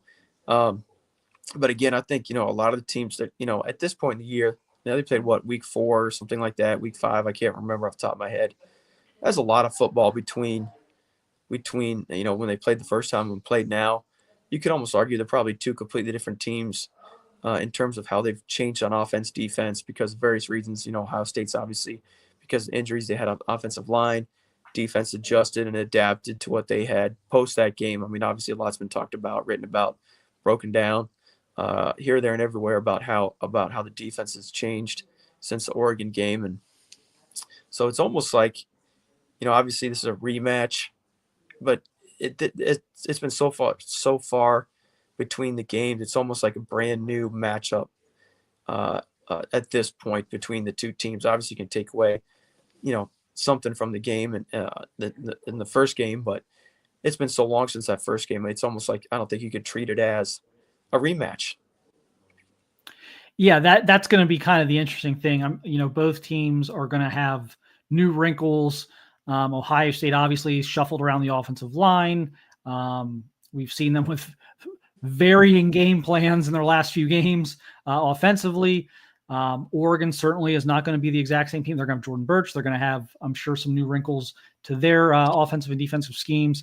So that's going to be interesting to me is kind of, again, we saw two teams play a coin flip game, in the middle of October, and now they're going to play again what Vegas is essentially calling a coin flip game here at the beginning of January. It's going to kind of be like, okay, which team has made the most progress the last 6 weeks of the season and into the off season. And that'll be, I think that's where the coaching is really going to come into play. I mean, this is more of I think so much of these games, almost all these games are like players games. This one seems like the coaches could impact this one a little more just because of the previous matchup and just the things that have changed since. It's a great comment. And there's a lot of, you go back and recall from that game, a lot was made of some of the aggressive play calls and decisions that Coach Lanning made. Obviously, going for that onside kick was a huge play that they made in the game. I can't remember the exact circumstance, but they changed the rule mid-season about, the substituting players. I can't remember the circumstance now off the top of my head, but NCAA had to jump in and make a rule change to adjust to something Coach Lanning had done during the game. So there's a lot to be said for those little nuances. And when you're in a coin flip game, so like 8 teams left now playing college football, every play, is going to be crucial. And those little elements could be what flip the score 1 point the other way in respect to week 1 game, or the first time they played, this season. Yeah, you raise an interesting point there about the substitution with the 12 players on the field where they were able to basically take the penalty but run some time off the clock. Now the clock would go back to what it would be at the start of the play. So that's another wrinkle that ended up being a really kind of an interesting part of that first game that isn't at Oregon's disposal. So this is going to be fascinating. I've been saying really since the summer that it's not hard to envision a world where I know Ohio State fans and the Ohio State, everyone in that building, the first priority is beating Michigan. But it's not hard for me to envision a world the next 5, 6, 7 years where if they want to win the Big Ten or a national championship, at some point they're going to have to beat Oregon to do that. We're seeing it in recruiting. We're seeing it on the field right now. These are two programs that seem to be, it's like the Joker and Batman in the second Batman with Heath Ledger, where he's like something along the lines of I feel like we're destined to do this forever or something like that. And it's just like it just feels like this could be the thing that the new Big Ten, the new rivalry in the Big Ten moving forward. But yeah, obviously, I mean, if they want to get to the semifinals, they got to run through Oregon in the Rose Bowl. So right there in front of them, right to your point. I'm not a big recruiting guy myself necessarily, but obviously they've been making waves that way, building a really impressive class, stacking on top of that. But I will say this, really, really impressive young head coach comes from that Nick Saban tree, which is all you need to say about that. Had success at Georgia as well before he got to the Oregon job. built himself a really impressive coaching staff on the offensive side of the ball, defensive side of the ball. So, it's not an accident that they're having the success they are having. And again, when you add in the recruiting element and what they've been doing that way, good players getting coached by good coaches tend to produce good football teams. And to your point, this era of new era of Big Ten football, college football, this is probably going to be the first time they're not the first time, or excuse me, the first time, but not the last, that they're going to be running into each other in playoff type scenarios going forward in the future. Yep, we'll have a week and a half to break that all down at BuckeyeHuddle.com. But the Buckeye Weekly guys are ready. Tony, Tom, Kevin. Interesting environment tonight in the Chew. The Tennessee takeover. Was it a takeover? Was it not a takeover? Does it matter at the end of the day after the 25-point win? Not an attempted takeover. Will Howard mentioned that it was they thought they were going to come in and do this, and they showed them right away that it was not going to happen. Well, I saw, Tony, the start to every great show. I saw a tweet from Clay Travis about how it was like a Tennessee home game, and Tennessee was on a silent count all game. I can't imagine they do that all that much at regular Neyland. That's not that would not be a good strategy, No. Mark and Devin. Thank you guys for taking the first, hour and a half of the show. Well, I guess we could probably let you guys go for the night. Thank you. We'll see you in Pasadena.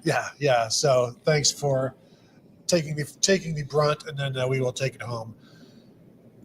Hello, everybody. Welcome to the Buckeye Weekly Podcast. I'm Tony Gerdeman here, as always, with Tom Orr. Tom, how's it going? That was such a fascinating game because it was simultaneously so many of the things we talked about playing out in exactly the way we talked about them. But also, we both missed on the final score by like 3 touchdowns. Yeah. I think we did a good job of preparing people for Tennessee's flaws, but not preparing them that they would all be exposed in the same game. Right. Over and over. It was, it was not, you didn't expect it to be, the like Blues Brothers chase scene where it's just police cars crashing into each other over and over again. That was Tennessee. It was, you looked at Tennessee's, we looked at Tennessee's secondary and went, boy, there's some spots where you might see a problem. And Jeremiah Smith was lined up. Ricky Gibson, who was not Tennessee's best corner, was lined up over Jeremiah Smith on the first play of the game. And I'm like, right there, you should throw the ball because that guy can't cover that guy. Yeah. And they didn't do it. And I tweeted something out about it. And then later in the drive, they had that matchup again. And it was just like, it was taking candy from a baby. And Jack Sawyer against John Campbell, the right tackle from Tennessee. Campbell actually left the game at one point. There were a couple things that we kind of looked at and went, well, if we can see this, certainly Tennessee will see this and scheme around it. And no, they didn't. No, I don't even know if they tried, but boy, yeah, Jack Sawyer, sack and a half, JT Tuimoloau, 2 sacks. They got after it, and every single one of these games in the playoffs so far, it's been just the defensive line of the winning team. Did you say Jack Sawyer sack and a half? We don't. That's over 1 sack. Okay, hey, let's roll through a couple super chats because I see them like that's flying much right better now. than bold predictions. Yes. Mike Freno says this was like the 2022 Georgia game for me. I was out on day after the Michigan game that year. Then he brought me back, not fully back yet, but another good game versus Oregon, and I probably will be. You think about, I took a picture of Day during pregame and just put it out, and I think I just said Ryan Day. Like I was like, in my head, I'm like, boy, I would pay a lot of money to be able to read his thoughts right now, like what is going through his mind. Because if that game goes poorly, it is a long, uncomfortable offseason, unless it's a short, uncomfortable offseason for him. That was as thorough a butt kicking as you have seen against a, nominally top 10 team in, quite a while here. Yeah, I saw some comments like, this is the angry Ryan Day that they wanted to see. And then we got him in here, not a single smile from him. Mm-hmm. Like it was like something bad happened. And it's not like he was upset. He was just like. Well, we talked on last year's post-game show at the Cotton Bowl about the fact that Ryan Day had to make a decision about, does he want to be the nice guy? Does he want to wear the white hat? And this is funny because he always wears a black hat, but figuratively, does he want to wear the white hat and be the guy who doesn't, He doesn't want to run the ball. He doesn't want to throw the ball with his backups. He wants to, just get the game over with. And it's like, your job is to get your team ready. Their job is to stop you. Like, if they can't do it, well, get better at football. I don't know what to tell you. If he is finally sort of embracing that and just the, you know what, screw you kind of, I mean, that was kind of a little bit of it was a statement performance, and the statement seemed like it was a little bit of a screw you to a lot of people who have not had kind things to say about him and his team for the last few weeks. And it's been a while since Ryan Day has gone to the podium after a big win and not thanked the fans. In terms of like the crowd was great, could have done it without them. There was I don't recall any of that. Now I did have to leave to cover some interviews. Mm-hmm. But usually that's like one of the first things he mentions, the great crowd. And the crowd, you tell me, what was it like down there? Because, again, I guess the ESPN broadcast, you guys want to tell us, but it was like, oh, my God, the Tennessee fans have taken over the stadium. And there are sections where there's a lot of Tennessee fans, but then South stands, it's all Ohio State. Right. West side, it's almost all Ohio State. Right, yeah. East, maybe 50-50 in some sections. This was a great example of you can put out images that show whatever you want to show. If you want to show the north side of the stadium, which was all the scalp tickets, it was heavy Tennessee in the north end. Now, the north end is a small wedge of the stadium, but it was like a whole band of Tennessee fans in the north end of the stadium. The east side was, I don't know, 35% Tennessee, something like that. Those are the sides that the camera's probably going to be on a good bit. The west side, which is the side opposite the cameras, you never see that. That was almost all Ohio State. South stands was literally, outside of tiny individual pockets of a couple people. I said 98%. Yeah, that's probably about right. It was, 25% Tennessee, something like that. It was like, wow, this is a loud crowd for a visiting crowd. Like, you don't normally have that many people. Mm-hmm. People kept talking about 40%. People kept talking about 10,000 empty seats. Choose joy in your life rather than stressing about whether the stadium is going to be full or not, or what percent. Like, good Lord, people. It was 25% Tennessee. You want to say 30? Fine. That's the number that Josh Heupel said. Fine, whatever. Was there once outside of when Tennessee took the field, and you heard cheers, but it was drowned out by boos because it was substantially more Ohio State fans. Was there once outside of maybe the first couple plays of the first drive where you heard substantial crowd noise from Tennessee people? Never, not once. And Tennessee didn't give their fans a lot to cheer about. But if Ohio State has enough people in the stadium that Tennessee has to spend the whole game on a silent count, guess what? It's not a takeover. It's, you had a nice turnout. That's great. Yes. Have a safe trip home. You've done something that nobody has ever done in Ohio Stadium in recent memory, or that we have any knowledge of. You've put up 20,000, 25,000, whatever, 30,000 in there, but you didn't impact the game. You did something that nobody's ever done. That's a fantastic outing. Great job by everybody showing up. Mm-hmm. I did. There was one tweet, and I probably won't be able to find it right away, but it was towards the fourth quarter when somebody tweeted out, like, there are reports that Tennessee fans have taken over the exits and the highways. I said, if you want to get, like, this was in the middle of the third quarter, I said, if you want to get a good count of how many Tennessee's fans are here, check I-71 South in about 30 minutes, because it was people were making their way to the exits relatively early. And with the way the Ohio State defense played, there was not going to be a lot of opportunities for Tennessee to score because they got after Nico. We still have any? Are we through the super chats? We got Let's get one from Dave K. Yeah, in the East section, that was 1/3 UT fans, very loud at 7:45, very quiet after 8:20. Still waiting at the river for the goalpost. That's about right. Look, maybe 1/3 UT fans on the east side of the stadium. And okay, so if you say most of the north end, which is probably like 10 to 12,000, and 1/3 on the east side, that's probably another 5,000, and then you want to give them another couple thousand on the west side. Yeah, you're around 20,000, something like that. Maybe it's 25. Again, it was a nice showing. The fans made a nice showing. The team did not. Yeah. Next one. I'm sorry. Mike Ferguson says, after further consideration, I decided that the game should be played at noon night from now on. Primetime Ohio State greater than big noon Ohio State. But what if it's cold? If you want to convince people that night games against Michigan would be the way to go, play like this at night more often, and it would be like, tradition be damned. Let's go at night. And but no, that will not happen. I don't think anytime soon, because look, these things are not always decided by television. Is that wrong? I don't think that's right. But traditionally it has not been a night game because you don't necessarily need to give Ohio State and Michigan fans any extra time to lower their inhibitions before entering a common building with tensions already high. Erwin Lichtenberg says, "Merry Christmas, gentlemen! Coaching masterclass."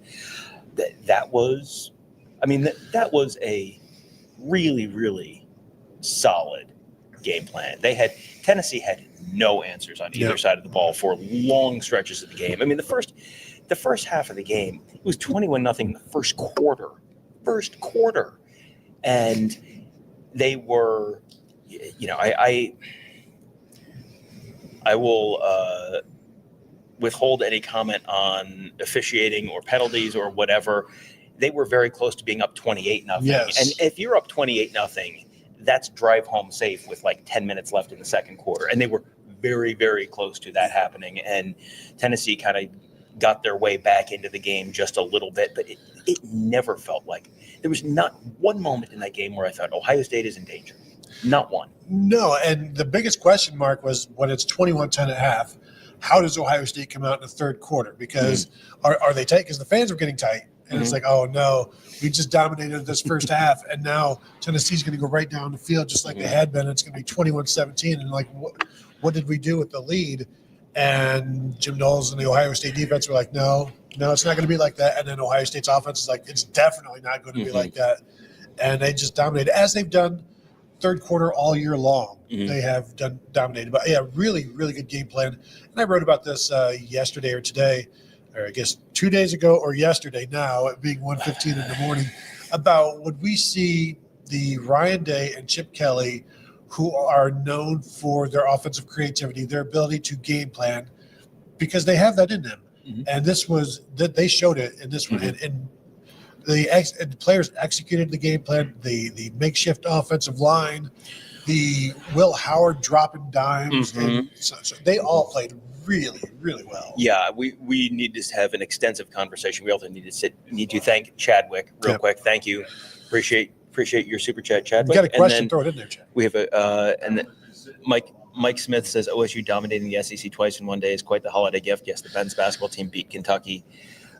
Great work, fellas. Get over to Buckeye Huddle and sign up. Yes, strong agree. While you're here or after you're here, go check us out at BuckeyeHuddle.com. Sign up. $4.99 for the first month, and there's still going to be plenty of football coming here. Yes, can confirm. Yeah. Can I just read?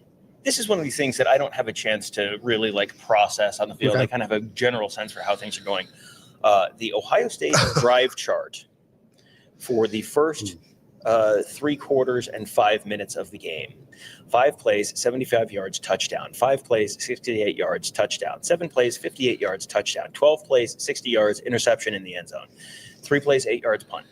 4 plays, 37 yards. That was the real quick drive right before halftime. 20 seconds, 4 plays, 37 yards. Tried a 56-yard field goal, no good. 6 plays, 65 yards, touchdown. 9 plays, 81 yards, touchdown. 5 plays, 39 yards, touchdown. That gets you to 42-10 with 10:53 left in the game. Drive home safe for everyone. Touchdown, touchdown, touchdown. Interception in the end zone. Punt. Short drive before half. Touchdown, touchdown, touchdown. Can't draw it up much better than that. No, and this was they played to their potential. And it's one of the few times they have done that this year. This is the team, a $20 million team, blah, blah, blah. And it's like, I guess that's what it looks like, because both sides of the ball played as well as you could expect them. And not that you did expect them. You expected the defense to do well. The offense, we were talking what's is 120 yards is rushing, and they went with, at one point they had 150. I don't know what they finished with towards the end, but 156 yards rushing. 4.7 Goodness. yards per carry. Like these are all winning numbers. Now, I didn't know those numbers would lead to this, but that's because Will Howard was right almost perfect, and he threw the ball away a couple of times. Smart throwaways. The interception where could you have called pass interference? Yes. There's no way that ref saw any foot down to call that interception. He was not in a position to make that call. I think based on the scoreboard replay, which may have been different than the TV replay, and I'm looking across the stadium, I think he probably had his foot in contact with the ground while he had the ball touching his hands. Now, it's like you're showing a freeze frame and they, and it's like, is the ball moving? I don't know. It's a freeze frame, but you could, I tweeted out as soon as I watched it, I said, they're going to say call stands because it's too close to overturn. If they had called it incomplete on the field, it was going to be incomplete on the field. It was going to be incomplete. If they called an interception, it was going to be an interception. And that's my point. I think it was an interception. Yeah. But there's no way that guy could see that because he had like players in between him and seeing a toe, and it was just barely there. And I know there was he moved the ball into his other hand or whatever. I think it was an interception. I think he could have called pass interference. Wasn't the difference in the game, but how about, since we're talking about the refs, I saw Kenyatta Jackson absolutely murder a quarterback, and he only got 15 yards for it. That should have been a 30-yard roughing the passer call. There was another roughing the passer call in a bowl game. It might have been the OU bowl game, the Cure Bowl, and there was a roughing the passer call, and it was like that just looked like he finished a tackle. Like he didn't hit him in the head, he didn't hit him late, he just looked like he tackled him. And again, the Kenyatta Jackson one, the replay in the stadium wasn't amazing, but it looked like it was normal. Nico Iamaleava kind of jumped and Jackson hit him in the air, and Iamaleava's not planted, so he really just drives him backwards and they hit the ground. It was, he's hitting him as he's throwing, so it wasn't like it was late. It was. I understand they have to protect the quarterback. That just felt like somewhat excessive, but whatever. Yeah, we have to protect the quarterback. This is Nico Iamaleava, who runs to contact all the time. So 20 carries. Josh Heupel is not interested in protecting his quarterback. I don't think the refs need to be worried about it as much either. I didn't really understand the personnel management where Dylan Sampson is out with a hamstring and then goes in for a drive late in the game when it's 42-10. Everybody was hurt. But Iamaleava is in there. Like you have, your line has been, are you familiar with the Maginot line? That was the Tennessee offensive line. And you're throwing your $1 million baby out there who's, your big money NIL quarterback of the future, and you're sending him out there to go get just absolutely bludgeoned. Like he's going to wake up and be sore for the next 2 days and life will go on, but you could get him real hurt there in a game where you're down 32 points. Like, whoa, what are we doing here? I think he had 12 carries in the first half and he was running for his life. We still have some super chats to get through? Okay. All right, Erwin Lichtenberg. The roughing the passer negated interception. He panic jumped in the air. No one lifted him there. Yeah. And then as he's falling backwards, he's holding on to Kenyatta Jackson, basically pulls him down on top of himself, kind of like a wrestling heel move. Yeah. But it was a bad call, and this is still football, and this wasn't one where you see somebody like a defensive end lift up the quarterback and drive him into the ground. This wasn't that. And he's still trying to make a play. He doesn't know that the ball is gone. Well, yeah, exactly. And Iamaleava has spent his whole life is, I'm going to make this play. And to his credit, like he goes hard 100% of the time, but he also, he was wildly overmatched tonight. I don't even have a transition here other than this is an amazing super chat. Mike Ferguson says, everyone, please remember to leave out pickles and Zima for St. Nicholas this week, or Kevin Noon will leave a lump of coal in your stocking. A lump of coal if you're lucky. I'm not the Zima drinker. Tone is. I had 2 Zimas back in high school, and then some in college, and then 3 yesterday. You build 1,000 bridges Yeah. and you drink one Zima. You drink one Zima. David Risner says, worst non-call ever on the end zone interception DPI. He certainly got there early.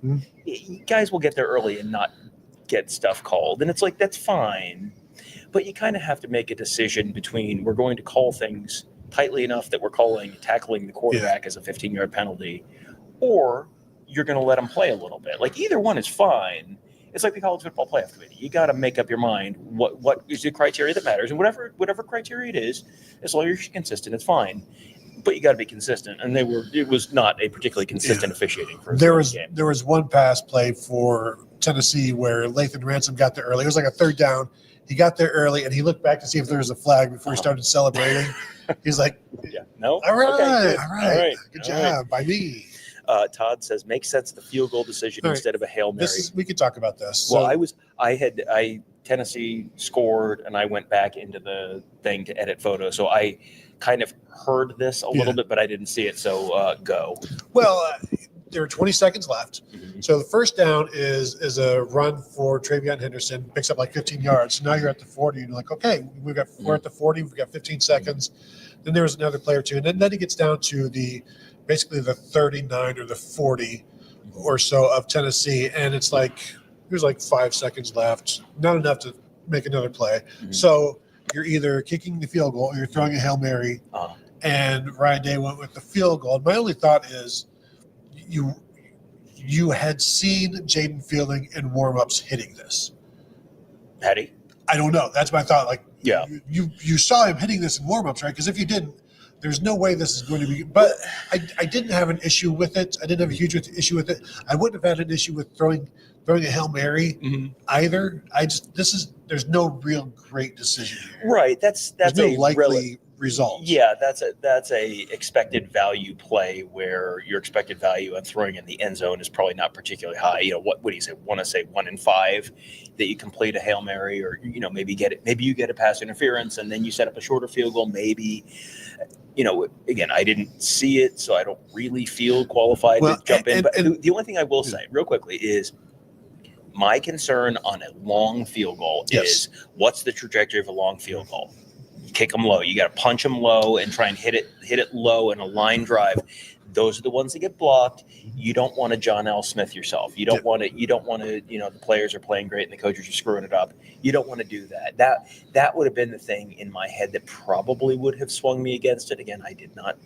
I was not there in that moment, so I can't judge that for sure. But I struggle to, if throw one to Jeremiah Smith is an option, I struggle to not make throw one to Jeremiah Smith my choice. Yeah, and that's where I side as well. The kick made it to the end zone. It was a little left as well. Tennessee, for some reason, didn't put anybody back there to return, which they absolutely should have. Okay. You have the opportunity to kick six someone and you don't do it. Don't do it. That's a real malpractice is a good word. But if you saw him doing that in pregame, because if you didn't, then what are you doing? Yeah. And you'd say, well, he's made it in practice. How many times? And what's his career long? 46, 48? Like Something you're like asking 48, I think. You're asking a guy who missed 2 chip shots the last time to go 10 yards ish, 10 yards longer than his career long. I will also say, like, if he hit that, then that helps his confidence. And if he misses it, you are supposed to make it anyway. So this is an opportunity to like build his confidence. Yeah. Yeah. I'm trying. Hey, it's a super chat. I'm trying. You say, I'm trying to give you some justification for it. Mm-hmm. And it wasn't really kicking with the wind or against the wind. There wasn't much wind down there. No, tonight. there really wasn't. And it was they had the temperature and the feels like on the scoreboard all the game. And I thought, who's in charge of the scoreboard? Is it the college football playoff? Who's in charge? I mean, I think it's a college football playoff, but it's like when they put the altitude, like when you go to Wyoming's War Memorial Stadium and they have like 7,000 whatever feet, like right there, like, hey, just to remind you, the air is a little thinner. So, if you're having trouble breathing, we want to remind you that you're just having trouble breathing because of the altitude. Do you know how high?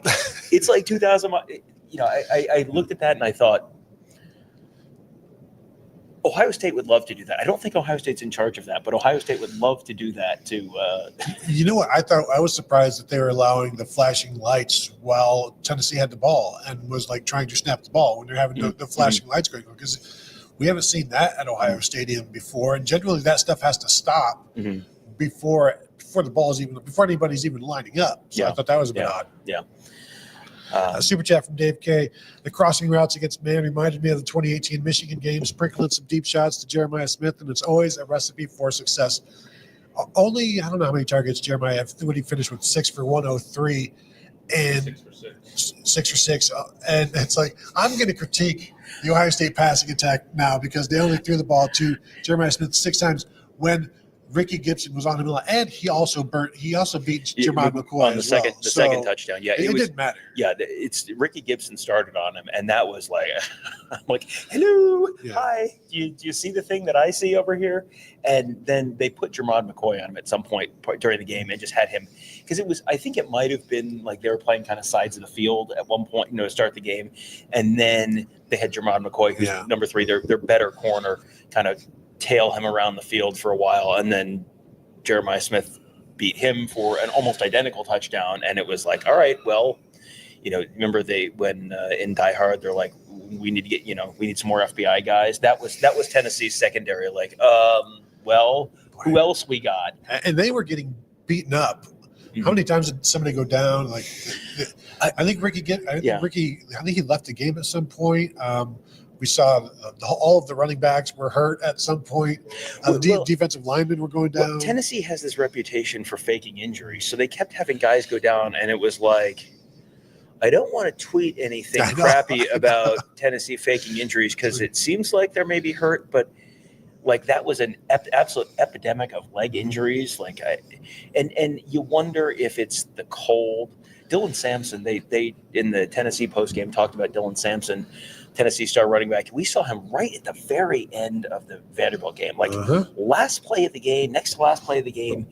He went down with a hamstring injury, and it was like, why is he in the game in the first place? That was stupid. But he apparently was not 100% coming back from that. He was kind of coming back, and they thought, okay, he's going to be, he might not be 100%, but we'll be able to have him play. And then I think he kind of tweaked it early, and they sort of thought maybe the cold had something to do with it, and then he really couldn't go. And that, Dylan Sampson playing probably gets Tennessee some more points, but not nearly enough to make this game interesting into the fourth quarter. Yeah, I still think you probably have Nico Iamaleava lead them in rushing attempts because so much of the dropping back leading to the scrambles. 2 carries for 6 yards for Dylan Sampson, 2 3-yard runs in this one. David Risner wants to know, after this huge emotional win, do you guys worry about a letdown against Oregon? I am a little. I mean, what are they going to hear about for the next? First of all, if Ryan Day's pissed off at the world, you want to read into this. Ryan Day's pissed off at the Ohio State fan base. Fine, whatever. Maybe he just didn't think about it. Whatever it is, like if you want to read that into it, fine. But this is the team that they lost to, and this is the team that has been drinking their milkshake in recruiting, and if Phil Knight went another year without watching Oregon win a national championship, I think that would bring a great deal of delight to Ryan Day's life. And the revenge piece of it alone is probably, everyone remembers what they felt like walking off that field. And now you get another chance. You get a chance to avenge that in season. That you almost never get a chance to avenge a game like that in season. I can't remember the last time Ohio State had a chance to. I mean, has that ever happened with a Big Ten championship game? It feels like no. I can't remember the last time they would have had an opportunity to do that. They've had other teams have avenged. Yes, UCLA did that to them once in the Rose Bowl in the 70s. I know. And they played Wisconsin twice recently, but that's but they beat them both times. 2019. Yeah. Who's here to see the game? David Sanders, yes, the 5-star 2024 tackle. For a 2025 tackle, who was at Ohio State on a visit for the Indiana game less than a month ago, then signed with Tennessee on early signing day, or a couple of days after early signing day, first week of December. he's here tonight.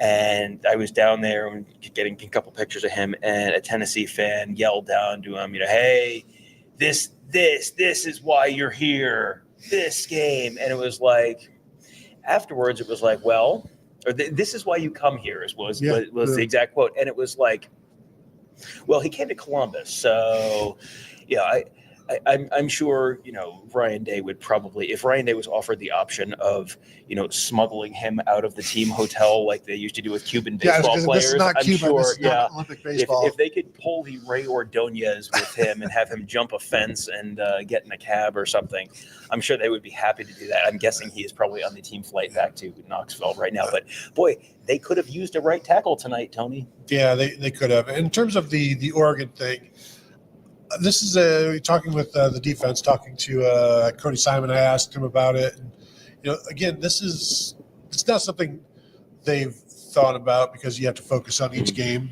But now that it's here, it's like, yeah, let's do this.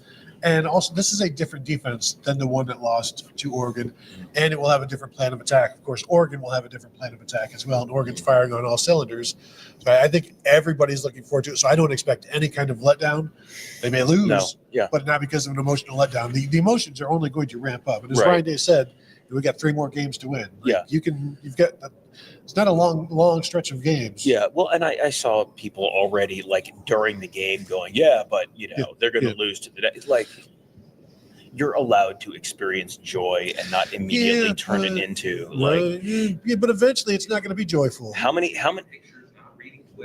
points did Oregon give up the last time they were on a football field?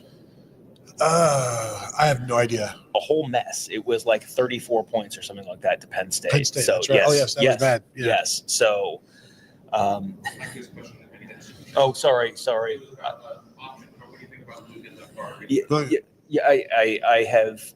I would every once in a while kind of notice a different offensive line configuration. So I will punt on this one. Well, I thought it went well. The rotation went well because there were times where Tegra gave up a whiff on a complete sack, and that may have actually been the face mask. Like, he just let him go. Like, he laid. Yeah. Luke Montgomery had one where he just completely pancaked a dude on one of the longer runs. He also had one where he got beaten. So, like, they weren't perfect, but it worked well, and they stayed fresh, and they stayed aggressive, and that was the entire offense stayed aggressive. But I think it went a lot better than you would expect when it's like, well, we don't know exactly what we're going to do. But apparently Chip Kelly did say Justin Fry had a good rotation set up, and he let them know what that rotation was going to be, which then alerted them to maybe some calls that they would make instead in terms of play calls. Like, it informed them on what they might want to do or what would better suit Luke Montgomery or better suit Tegra. So it went well, and I don't know that it would change now. No, I mean, whatever. If it works, it Exactly, works. But whatever. And I just that was the moment. I thought all week Ohio State has a talent advantage of Tennessee in a bunch of different spots, and if they can just not have the offensive line implode, they should win this game. And then Ryan Day talks about like, well. We're gonna have, we got some guys. I don't know. Like, we'll figure it out. Like, stuff against the wall. My dude. Like, Wednesday before a college football playoff game, like, that's not when I'd be like, yeah, we'll just wing it. Like, Ryan Day's like, we're breezy. I'm a pretty big fan of just kind of like winging it sometimes and not stressing too much. Like, that's not one that I would be winging it. Modern art kind of coach. But it was just, you've got to think about the guards. They're not playing. Exactly. Beat me to it. Yeah, it's just that was the one time this week that I was kind of like, it kind of tilted my head like a dog, like, but yeah, it worked. Yep. And now you have another 10 days or so, and you can figure which. I'm just reading the Mike Ferguson super chat. You've got another 10 days or so to now you figure it out more. Maybe you refine it a little more. Maybe you figure out, hey, this guy and this guy are, when you go through the film, this guy and this guy, this combination worked the best. Now we're going to mostly do that or exclusively do that. I'm sure if they could exclusively do something, they'd prefer to do that. But again, like I have a terrible spot to view the game. extremely looking forward to rewatching this game because it's like there was a bunch of stuff where I kind of like, how the hell did they do that? Well, like the 40-yard completion to Emeka Egbuka right down the middle, it was I don't know how that got through the defender.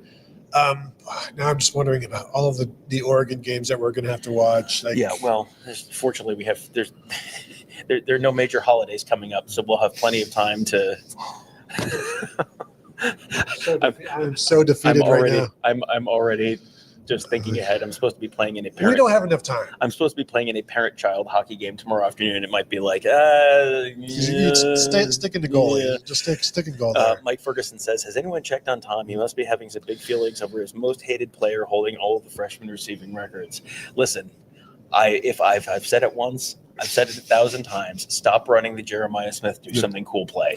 No one enjoys watching Jeremiah Smith do superhuman things. Least of all me. Least of all when he does them directly in front of me and I get good pictures of 2 separate Jeremiah Smith do something cool touchdowns. Hate it. Can't stand it. He is now. Look at me. I'm so owned. Hey, what's the drill tweet? There's slowly shrinking into a corn cob as Jeremiah Smith scores yet another touchdown. He's 10 feet from me. There's 1,037 yards on the season. I think those are 2 separate photos. Yes, because that was the Yes, one. they're 2 separate photos. That one right there. Well, yes, sorry, 2 separate touchdowns. That one that's up there right now is the Ricky Gibson one. That was the first one. I believe the photo that was up there earlier was the Jamron McCoy one. Yeah, there's the Jamron McCoy one. That was the second one. That's where Tennessee ran out of FBI guys.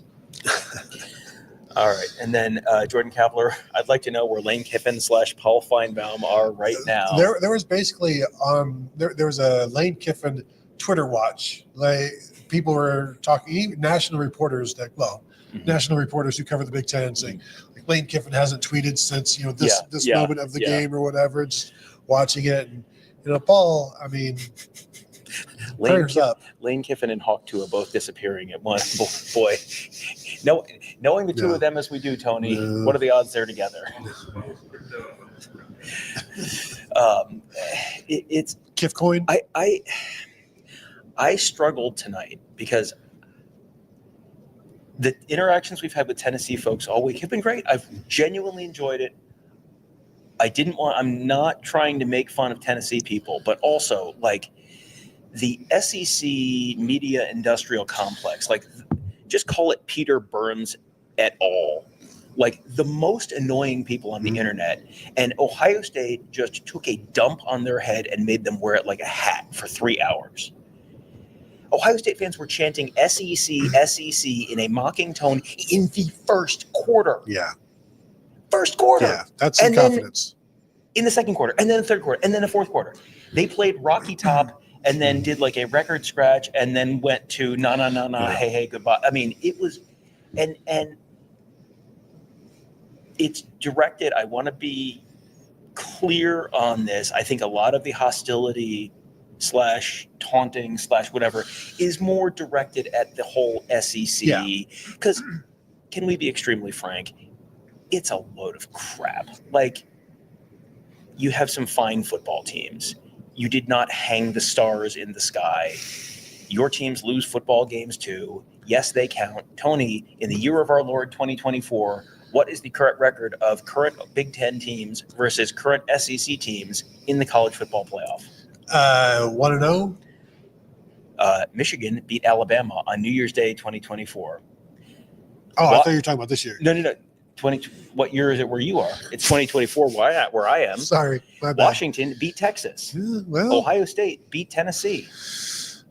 Yeah, but Tom, that's different. Well, I mean, 24 hours ago, we were all supposed to look at, this team got absolutely launched into low Earth orbit in the playoff, and that means that no one from their conference should ever make it ever again. Well, bad news, friends.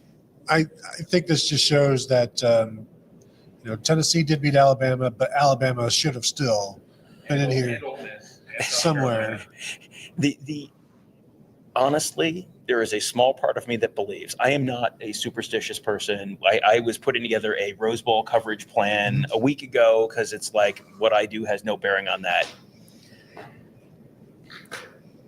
I think the Peter Burns tweet, and I think a lot of the SEC nonsense from Friday night about Indiana I think that directly led to, I mean, like Ryan Day should give Peter Burns a shout out from the podium, because all of that was absolutely setting the universe up for Tennessee's down 21-0 after the first quarter. Indiana was up 7-0 in this stadium against this team and after the first quarter. Yeah, I haven't watched all of the ESPN stuff, but it sure felt like some of the game day stuff today was already a pre-written obituary on Ohio State and Ryan Day and the Big Ten. And like this, it's just too bad, that they weren't able to compete against the SEC, or should they have been in here? This team should have been there. Like it's so contrived and really, really blatantly trying hard. And even was it last night's game when they're already just trashing the Big Ten and Indiana and just so manufactured and relitigating all of this stuff that. As we know, the SEC is undefeated in hypothetical games, and we all know what would happen if yada yada yada. That's why I've kind of gone the opposite of that. Like, no, you cannot prove that Indiana would have beaten Alabama. Prove me wrong. Right? Yeah. I'm going to do it too. I think Purdue would have beaten Alabama. Prove me wrong. Yeah. Todd says it would appear that the pass can set up the run. Well, boy, they came out throwing the ball as many hoped as was kind of expected, and they just kept throwing it, and it was working. And then boom, 150 yards, 150 some. What are we doing? All right, am I going to read this one? I can read it. Mike Ferguson says, I was generally concerned over Tony braving the cold in the press box tonight. I hope he wore enough layers. I also heard that Tom was warming up on the field without a T-shirt along with Tennessee. I got to say, it was not that cold on the field. I had my daughter very thoughtfully packed me some like those hand warmers, and I had them in my bag. Never took them out. I actually shot most of the second half without gloves on. Well, it wasn't that cold, and it was what helped was it wasn't windy. Yeah, like if it's windy, then that really messes with you. It was not that chilly. However, we got to talk about the Tennessee postgame room. There was a Tennessee guy next to me complaining about the fact that he was basically melting because it was about 110 degrees in there. And I said, well, if you think about it, on average, it's been very pleasant today between the field and here. He's like, that's true. Like living in the desert the day and night, except it's kind of opposite. But since the question was about me, it's always about you. Yeah, thank you for the super chat, Mike. It was, Kevin. The windows were not well insulated. It was pretty chilly. I would put it at about 65 degrees. And so that's not the best for typing. I did put a stocking cap on for a little bit. Then I put on my spring jacket, which that helped. So thank you. I did manage. We had hamburgers. We had some macaroni and cheese, had hot dogs at the half as well. So just tried to stay warm through consumption as well. Yeah. Mickey Hanna says, Merry Christmas and Happy Holidays to you all and all who celebrate. Thanks, guys, for everything. Love my Buckeye family. Yeah, it is a happy night in Columbus, Ohio. And honestly, it's been a while since Ohio State's had one of these at home. Like the Indiana game was kind of like this, but you had, it was try hard. It was like they won and it was a good win, but it wasn't as big as the Penn State win. And you had Michigan on deck. So it was kind of like, but like this is a game where if this happens and students are on campus, like the high street bars are rocking tonight. Yeah, the Indiana game. 15 minutes ago. Oh yeah. Is last call at 1:30 now? Well, I don't know. I thought it was at 2. It has been. Not gonna lie, it has been a minute since I was at the bar. I didn't even know there call. was still a 2. That's how long it's been since I've been there. Yeah, Eric says congratulations from a Michigan fan. That was a hell of a beatdown. It was, and that was Ohio State playing to Ohio State's potential, and Ryan Day being whatever he was in here, like that doesn't, that probably makes me think they're not super likely to overlook Oregon. I certainly don't think they're likely to overlook Oregon. You know what I would equate it to, Tom? It was Drago. If he dies, he dies. That's kind of like that was Day's mentality up there, like emotionless or just not emoting in the ways that he normally does. Do you know what the line is now for the Oregon game? I saw it was Buckeyes by 1.5, which is I had consistently seen Ohio State as a favorite like in theoretical matchups. Yeah. Oh, really? Yeah. Oh, Until like the really? last few Okay. weeks, they had gone back down after the Michigan game. They had Okay. gone down to Okay. So that the line moved 3 points tonight. Interesting. Okay. Well, but this was as you said, to their potential. This is firing on all cylinders.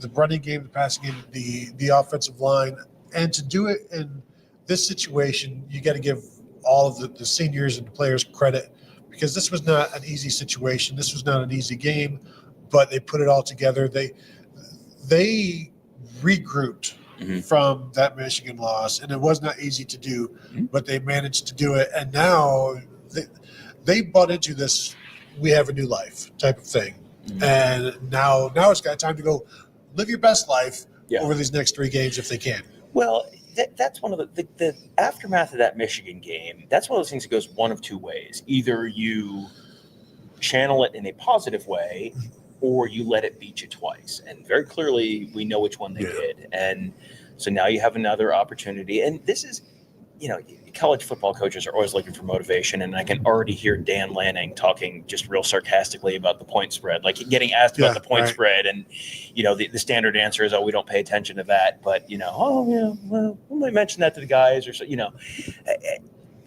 Ohio State has the hey, lost to Oregon thing. Ohio State is probably going to get to play Texas in Texas if they beat Oregon. And then they potentially could play Georgia in Georgia if they beat Oregon and Texas. And we're getting way ahead of ourselves here. But, you can draw the motivation thing very, very easily there. I'm interested to see anybody in the chat watching along who is going to the Rose Bowl. Is this something that you're looking forward to doing? And as we said at the pregame show, if you have the opportunity, go experience it, see the Rose Bowl.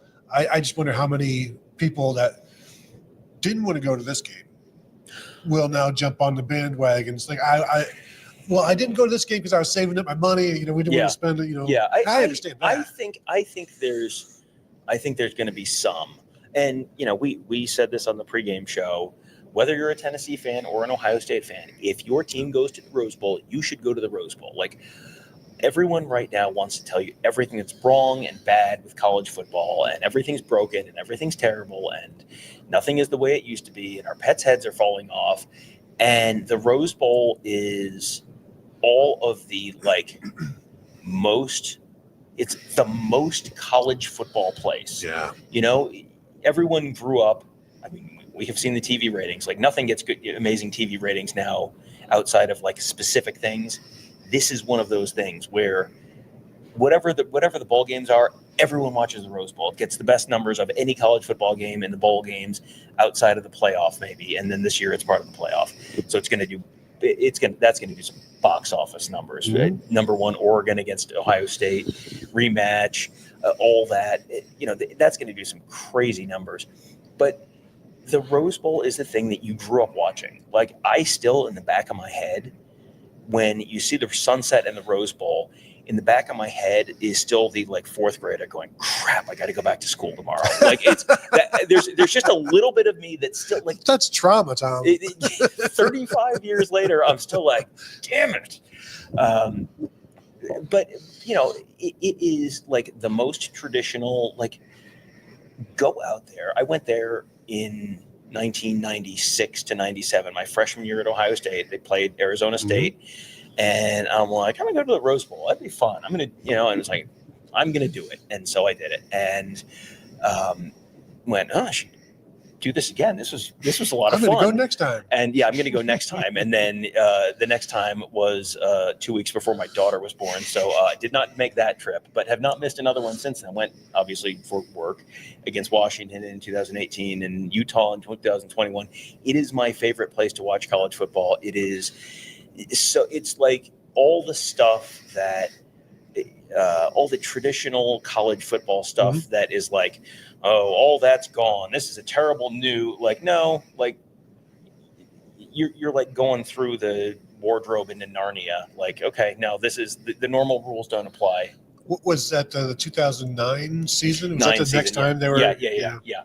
So yes. And I put out something on Twitter. It was something I wrote when we were at the Ozone in 2018 about hey, you should go to the Rose Bowl because the Rose Bowl is awesome. And they, 2021, everyone was stomping their feet and mad because they lost to Michigan and this game doesn't mean anything.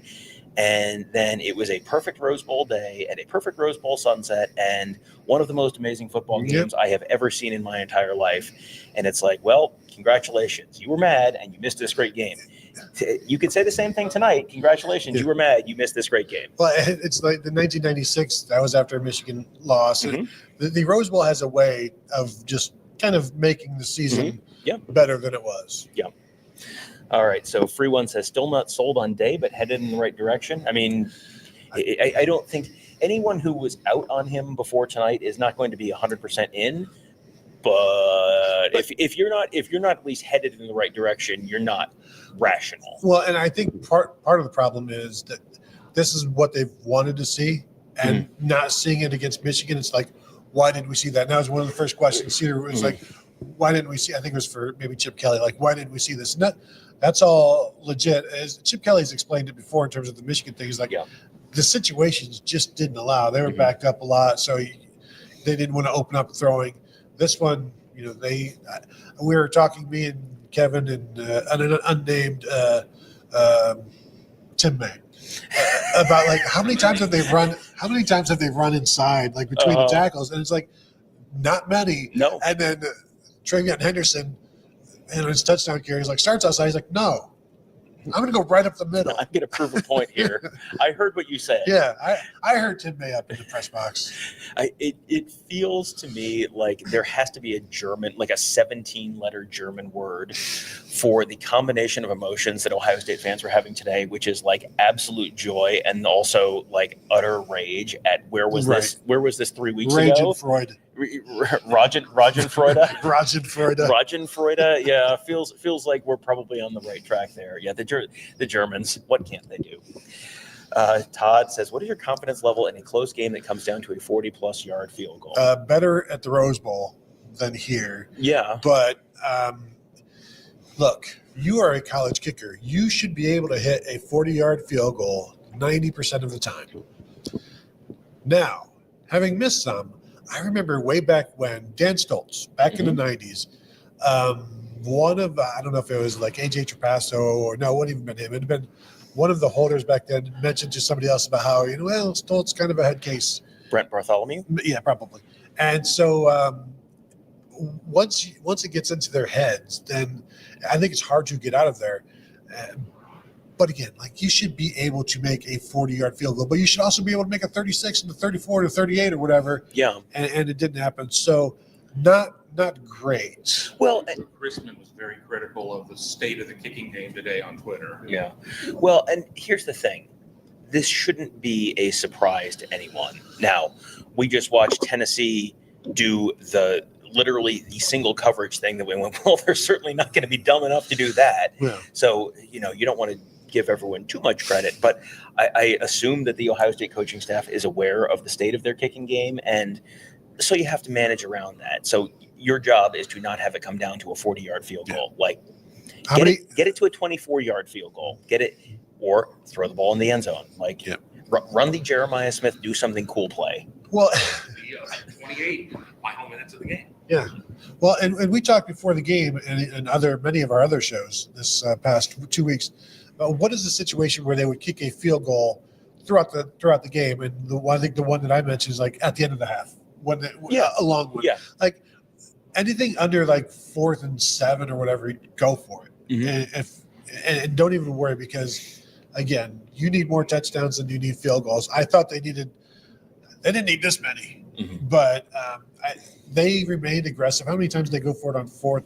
They were 1 of 1, but when they did it, it was like at the 40 Tennessee 45-ish or so. It may have been like a 4th and 4 or 4th and 3, something like that. Yeah, there was one where I think it was a drive where they got to 28 points, and I'm going to pull it up right now. But there was a 4th and let's see, it was no, it was not that. Come on, Tom. It was, sorry. Might have been second quarter. I'm letting everyone down. First quarter? You are letting – I have never been so let down. Just really, really Yeah, there was. disappointed. Okay, in here it you, is. John. Nope, I lied. So close. Yeah, still disappointed. Probably the second quarter, maybe, but they went scoreless in the How second. many quarters were there in Fourth this game? and 4 from the Tennessee 47 in the second quarter. Okay, there we go. That ended in the interception. That's right. Okay, that's why. That's what Right. was throwing me. But yeah, Should've punted. it was. No notes. Super chat that, so we have to read it again. Yeah, that was. It was 4th and 4. It's 21 zip at that point, and that was. Yeah, it's 3rd and 4, incomplete pass to incomplete. Sorry, that was a completed pass on 3rd and 4 from Will Howard. Pass complete short middle to Will Howard. At that point, he had more receptions than anybody on Tennessee's team. Mm-hmm. And then they run 4th and 4 and just run. I think that was that a drag to Jeremiah Smith? Yeah, for 10 yards. Boom, first down. And that was where it was like there was no hesitation. There wasn't like, let's take a timeout and talk about this. That was, I see your neck and I'm about to step on it. And they didn't end up doing it there. But if you score a touchdown there and it's 28 zip, say goodnight, Gracie. Yeah, that was Ohio State going for the jugular with the boot, basically. Mm-hmm. All right. So, I saw just enough Kirk Herbstreit content on my timeline to know that he was not the most popular man in Columbus, Ohio this evening. But the question is, Herbie wearing a blue tie tonight was not an accident.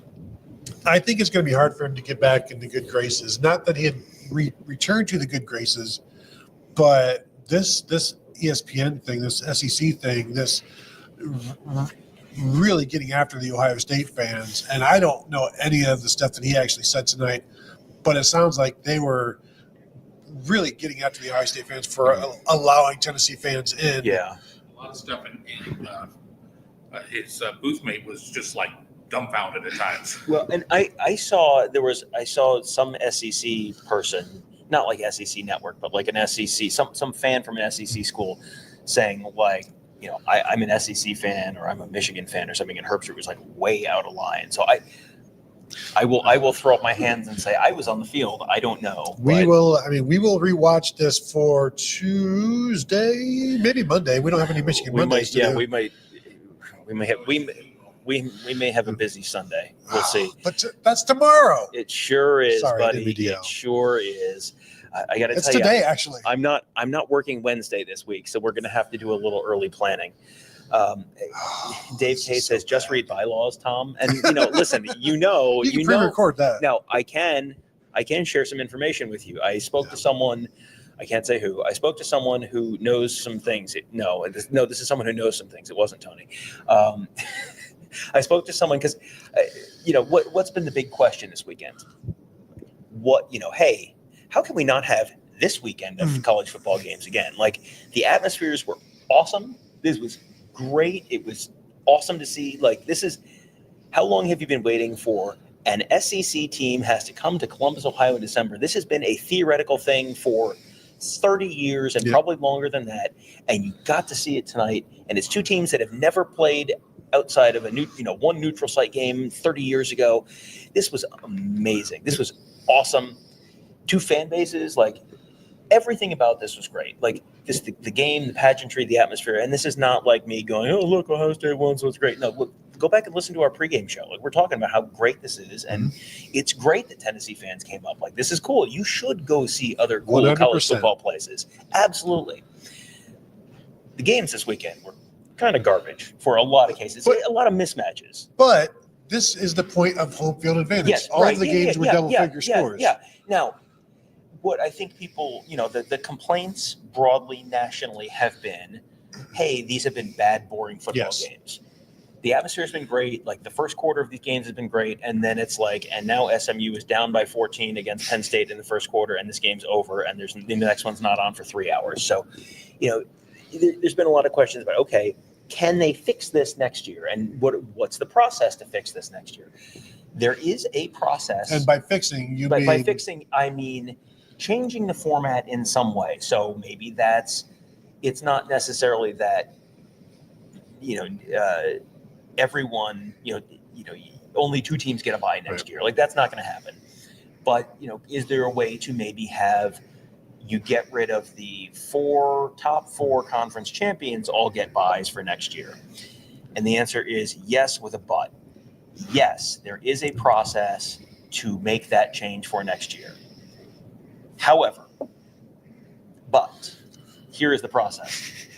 There must be a unanimous vote to approve the change. So if I'm the ACC, or I'm the Big 12, or I'm the Mountain West, what incentive do I have to say, no, thank you, please take this bye. We will go on the road to Columbus, Ohio in the first round instead of having a first round bye. Yes, there's a possibility, yes, there's theoretically a way to do it. No, it's not going to happen. This is almost certainly going to be the format again for next year. Yeah, it's unfortunate, but you're in the playoffs, make the best of it. But to have, for Oregon, to be an underdog in their first game when they are the number one seed, that's crazy. What do we got here? Mike Ferguson says Brian Day's cousin is coming after Herb Street next. It's not his cousin. Not his That's cousin. not the relative that it's allegedly. It's not the alleged relative. Yes. It's not the fake alleged relative. I mean, come on. Get the bad reporting into lies straight, would you? Doug Shepard says, bring Alabama up here in December. Heck yeah. Listen, I got to tell you, after watching Penn State and after watching Ohio State and after watching, soft Southern team, not soft like not strong and manly. I mean, like not deep South, moderate South Southern team come up to Columbus, Ohio and not have a super good time in the cold. I don't think Alabama really wanted that smoke this year. I think Alabama had it work out great where they get to piss and moan and act like they're the victim because they lost 3 games, including 24-3 to a 6-6 team 2 weeks before the end of the season. But they get to piss and moan and pretend they're the victim, and they don't actually have to come in and get their faces kicked in. I think everything worked out great for Alabama this year. Yeah, and they can just talk about what they would have done. Yeah, and everybody will talk about what they could have done for them as well. Yep. Jordan B says, let's not get ahead of ourselves. Bama has to make the playoffs first. Yes, that's true. That is a part of that process. Yep. Okay. I'm just trying to think if we have, and if you guys have more questions, throw questions in there. If you can super chat them, that makes it easier for us to find them. Here, Scott Price says, honestly, we don't have a history of success against SEC teams, but I think would have something to say about that. Fact check, please. Well, I mean, it's not been great. It's getting better. Games in their backyard or whatever. Yeah. But, I mean, Ohio State does have history against SEC teams in the regular season. Yeah. So, I mean, people are mixing. Yeah. Well, you pick the narrative that you want. I did tweet out something earlier today during the game that this game is now kind of like the experience of playing the SEC in a bowl game, which is like a home environment, but also there are some road crowds. So like that's what this was for Ohio State. It's you finally get to play a postseason game at home, like all of the SEC teams do, but you have to deal with a little bit of an opposing fan base. Clay Travis getting quote tweeted by Ross Bjork now. Oh, things are going great.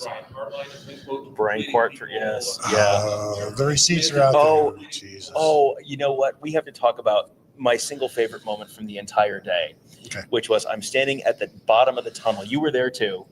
Standing at the bottom of the tunnel as Ohio State's coming up, and you're shooting some video, and I'm shooting some photos, and Seth McLaughlin goes by us on a knee scooter because he has the Achilles injury, and I just out of the corner of my eye look at him and I'm like, what does he have? What is that he has? And he has a cigar in his mouth, and it takes me just a half a beat, and I'm like, and I take off running up the tunnel to get in front of him to get a picture, because the backstory there is McLaughlin obviously started his career at Alabama. Alabama and Tennessee have this long storied rivalry called the Third Saturday in October. They've played for years and years and years. Like, there is a generation of Alabama fans for whom Tennessee is their big rival. Yes. Like, that is their rival. More so even than the Iron Bowl in Auburn. The tradition there in that game is if your team wins, you light up a cigar right in the stadium. So I just look at Seth McLaughlin rolling by me, and he has a cigar, and it just takes me just a half a beat, and I'm like, oh my gosh, that is so funny for like the 6% of people who will Right. understand why that's so funny. But that is so funny. Yeah, no, that was good. That's more college football color. Mm-hmm. Yeah. Well, and yeah, that's one of these like long-standing college football traditions, and it's, is it like this silly weird thing? Yes, absolutely. It's like, yeah, but this is a campus where they cross out M's on signs, and they used to jump in a lake in November, and they, like the crazy stupid stuff is what makes college football what it is. Like, that's Texas A&M's whole bit, is just like everything is a tradition. Everyone Let's does not go crazy. Everyone does. Sorry, the dog just barked. We have to leave. It's like everything. Everyone has these, these different, cool, interesting, unique traditions. And this goes back to the Rose Bowl conversation. Like, yeah, you're going to go to the Rose Bowl, and it's the same stadium where Ohio State played in the they played Cal in like 1920 or 1928 or something. They played Oregon in 1942, 50, 55. I don't know. They have this. You can see Ohio State and Oregon play in the same stadium where Ohio State and Oregon played in 2010.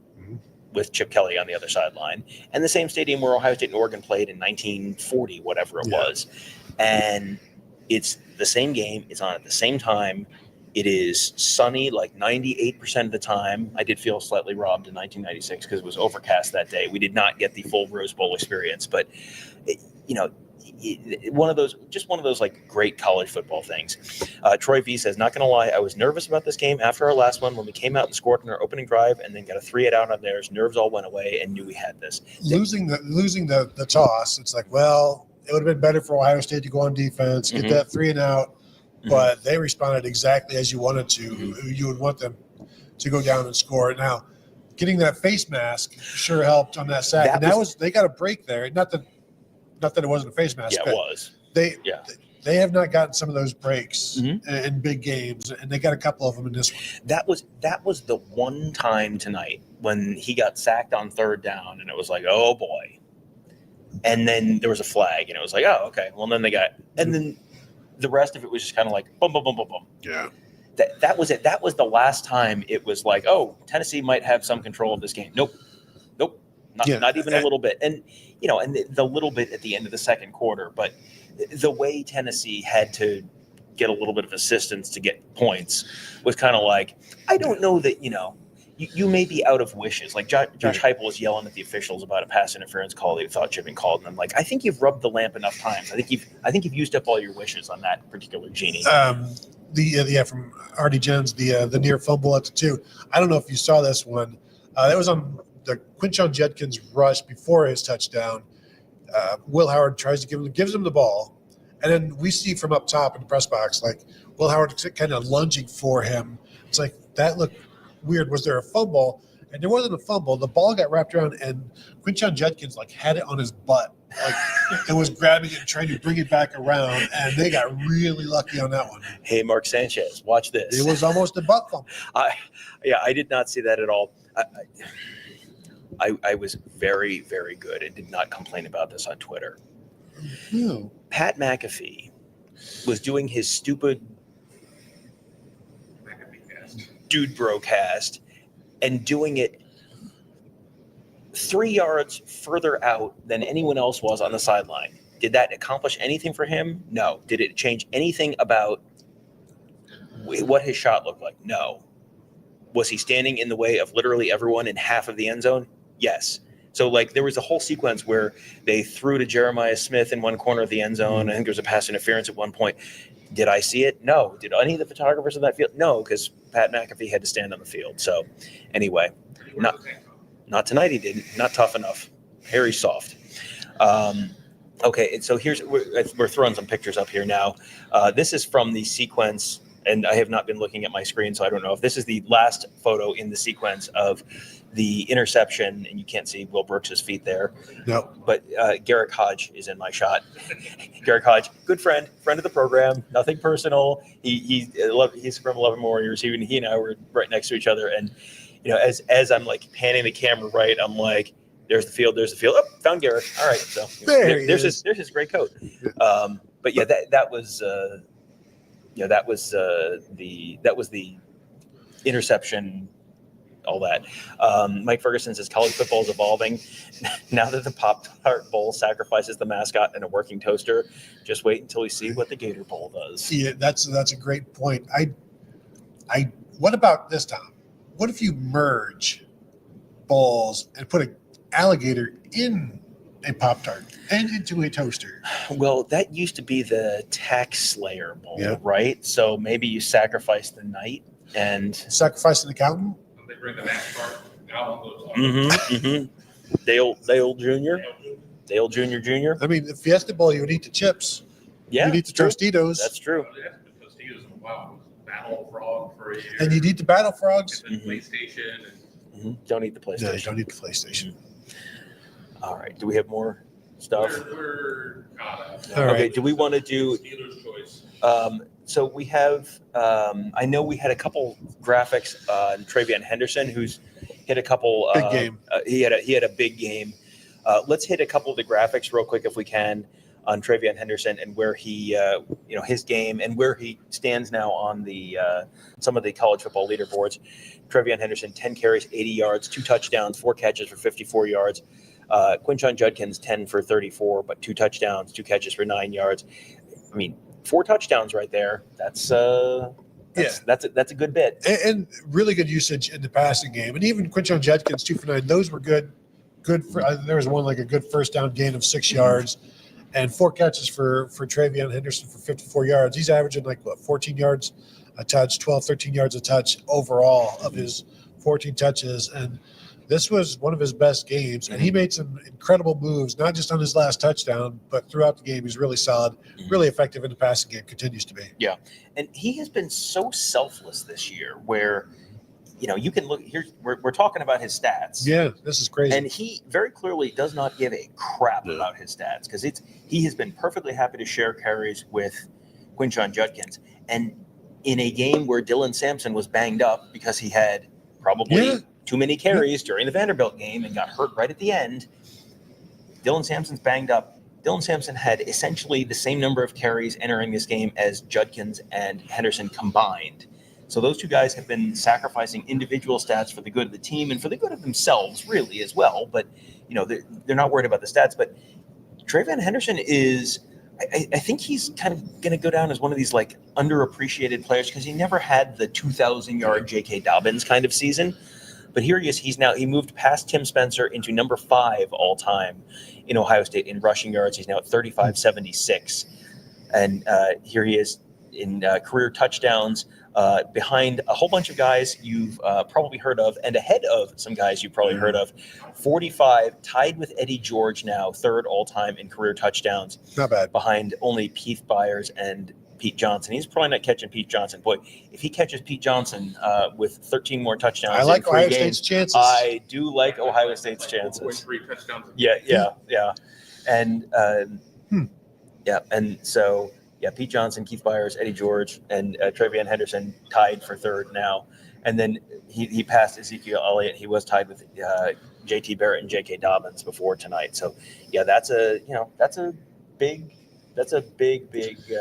I think one of the problems, and you mentioned how he's maybe not as appreciated. I think all of the seniors are going to have that same issue for obvious reasons.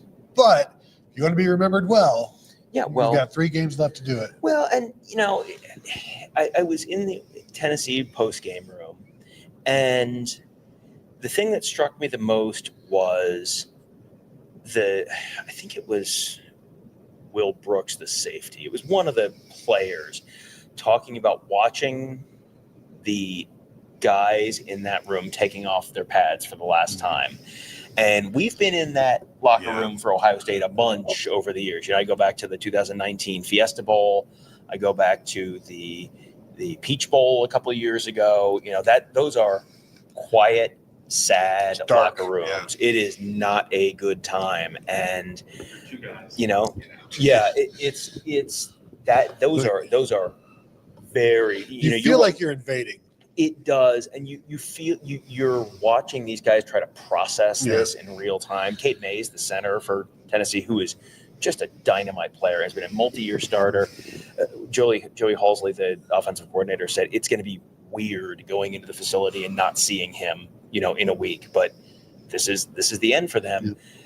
This is, it could have been the end for the Ohio State senior class. And boy, if the Ohio State senior class goes out on a loss tonight, if they lose 42-17 tonight, like, man, you want to have a legacy conversation. You want to have a what kind of shows are we doing tomorrow conversation. I mean, therapy. Not good times. This is now a team that's 3 games away from winning the national championship. And you can still stomp your feet about the Michigan game and pout about that if you want to, but they're 3 games away from winning the national championship. And I think what people saw tonight is what we've been talking about all along, and what you see reflected in the gambling odds on the national championship, where they're like third, they were the third highest odds of any team in the playoff, even though they were 9 seed. This is an immensely talented football team. And if they play to their potential, they can beat anyone in the field. Yeah, good odds, despite the road that they'd have to take to get there. David Greenshield, shout out to the O-line. Clean pockets tonight for the most part. Absolutely. Was there a sack at all? I know the one that was negated, but he had time to throw, and he was on point. And when you give him that time, like, they had shown that the crossing routes were open. He was dropping dimes. Tennessee's defense, we had talked, their secondary is very suspect. And this is what Georgia did to them. Ohio State has better players, but they had Tennessee's defense head spinning throughout the game.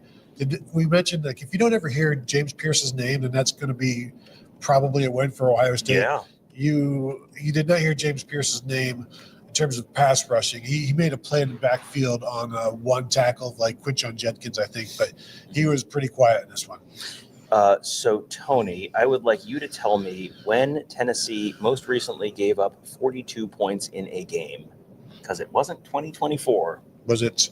Then I will go with 2023, and it was 3 interceptions by Joe Milton, probably. No, it was not in 2023. Would you like to guess again? Probably not. They were good in 2022 because of Hendon Hooker. Now I'm just going to try and race you. 2022. They gave up 63 points to South Carolina in 2022. That was the game where Hendon Hooker got hurt. Yeah, Yes. it has been more than 2 years since they've given up that many points. Well, and Ohio State pulled off the gas. Like, Ohio State played 4 quarterbacks tonight. I like that they got Lincoln in there at the That was end. great. Yeah, that was awesome. And if people are wondering, like, why does that even matter? Lincoln Keenholz was this week the scout team guy who played Nico Iamaleava. That is a thankless job. He's wearing a red jersey, so he's probably not getting hit, but maybe you're getting hit. And you're really not. If you're the scout team guy, you have no reasonable expectation of playing. Yeah. So if you have an opportunity to say, you know what, you can tell your grandkids you played in a college football game, a college football playoff game, like, that's cool. That's awesome. But they had Ian Moore, I saw in at right tackle. I'm like, true freshman, that's cool. Toby Wilson, right guard. He graduated last Sunday and then got to play in a college football game on Saturday. Yeah, I assume and Kevin Wilson was was here. Kevin Wilson was here. Yeah, I think. Redshirt. Yeah. Right. But like, that stuff matters. That's cool to get those guys in. And I mean, they rolled through a lot of guys. I don't know if Sam Williams-Dixon got in or I saw Mylan Graham. got in. Okay. Yeah. I mean, they got a lot of guys in that game, which is cool. That's, it's like getting the walk-ons in at the end of an NCAA tournament game. Like, you can tell your grandkids you played in the NCAA tournament. This postseason game went better than Lincoln Keenholz's last postseason game. Yeah, well, the offensive line was better tonight. So, Mike Ferguson says, rumor is that Morgan Wallen just threw a chair off a roof in Nashville again, and Jeremiah Smith caught it for another touchdown. Hey, if it's in the vicinity, he's got the catch radius that he has. I asked Will Howard, like, does are you ever surprised by anything he does anymore? And Tom, it might surprise you to know that no, he is not surprised by anything that Jeremiah Smith does. And it's not like he did anything superhuman in this one. He just did Jeremiah. Well, he just made it look easy. Yeah, like it is very easy for him. Jermod McCoy is a good corner. I think he was at least first team All SEC, maybe an All American this year. And Jeremiah Smith made that catch look easy. He just was like, oh, well, here's what you do. What you want to do is you want to beat him, get several steps on him, and then just catch the football. And it's like, oh, well, why doesn't everyone do that? It's very simple. Mm-hmm. I'm not even going to try it. Sosa says, I like this new playoff. It makes it more interesting. I love the campus site stuff. Mm-hmm. Like there were people trying to push the idea that, well, the resale prices on these tickets just proves you need to put it at a bowl site. Like, if you ask me, like, I love the Rose Bowl. Like, keep the Rose Bowl for the semifinals or whatever. No offense to the Peach Bowl or the whatever. I'm sure you do great stuff in your community. No. Sorry. Like, I would rather see Ohio State playing Oregon or, whoever is playing the Peach Bowl, like Texas playing. I don't know, man. Hey, it's 2:24. Let's talk about this game.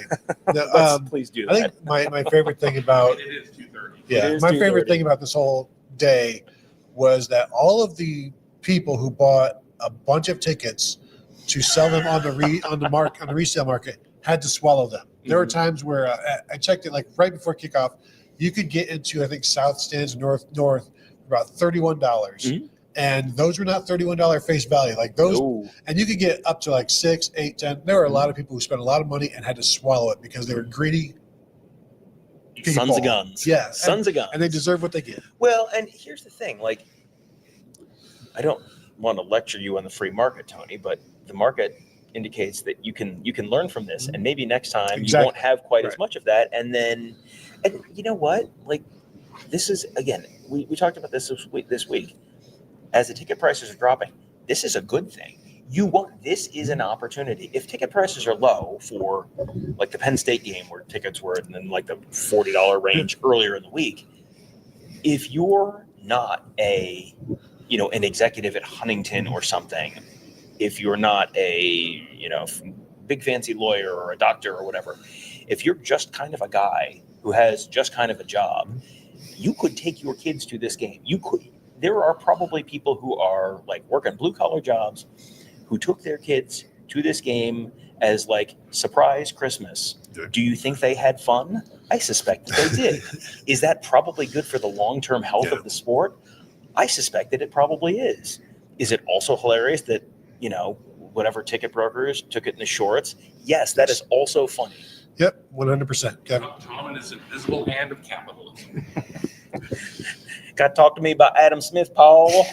All right. So we're at right about 3 hours. We sure are. So why don't we land the plane with the place that we were about to go on a plane, Los Angeles, California. We will be headed out. Kevin's headed out late on the 28th. You and I will be headed out on the 29th. Mm-hmm. Team arrival is the 29th. Media day is the 30th, talking to coaches, and then players and some coaches on the 30th. And the 31st is the head coaches. We get to go see day. a practice on the 30th as well. So, yeah, we will be out there. It's a very short trip compared to what it normally is. Mm-hmm. Normally, it's almost an entire week of festivities. This is get in for a couple of days, play the game, get out, because you might have to do it all again in another 10 days. So yeah. Chadwick says, thanks, guys. No, thank you, guys. Yeah. We really, really appreciate you guys staying up with us. It's nice to do one of these shows when everyone's in a good mood instead of a bad mood. It is nice. Yeah. The later we stay, the worse mood I'm going to get in.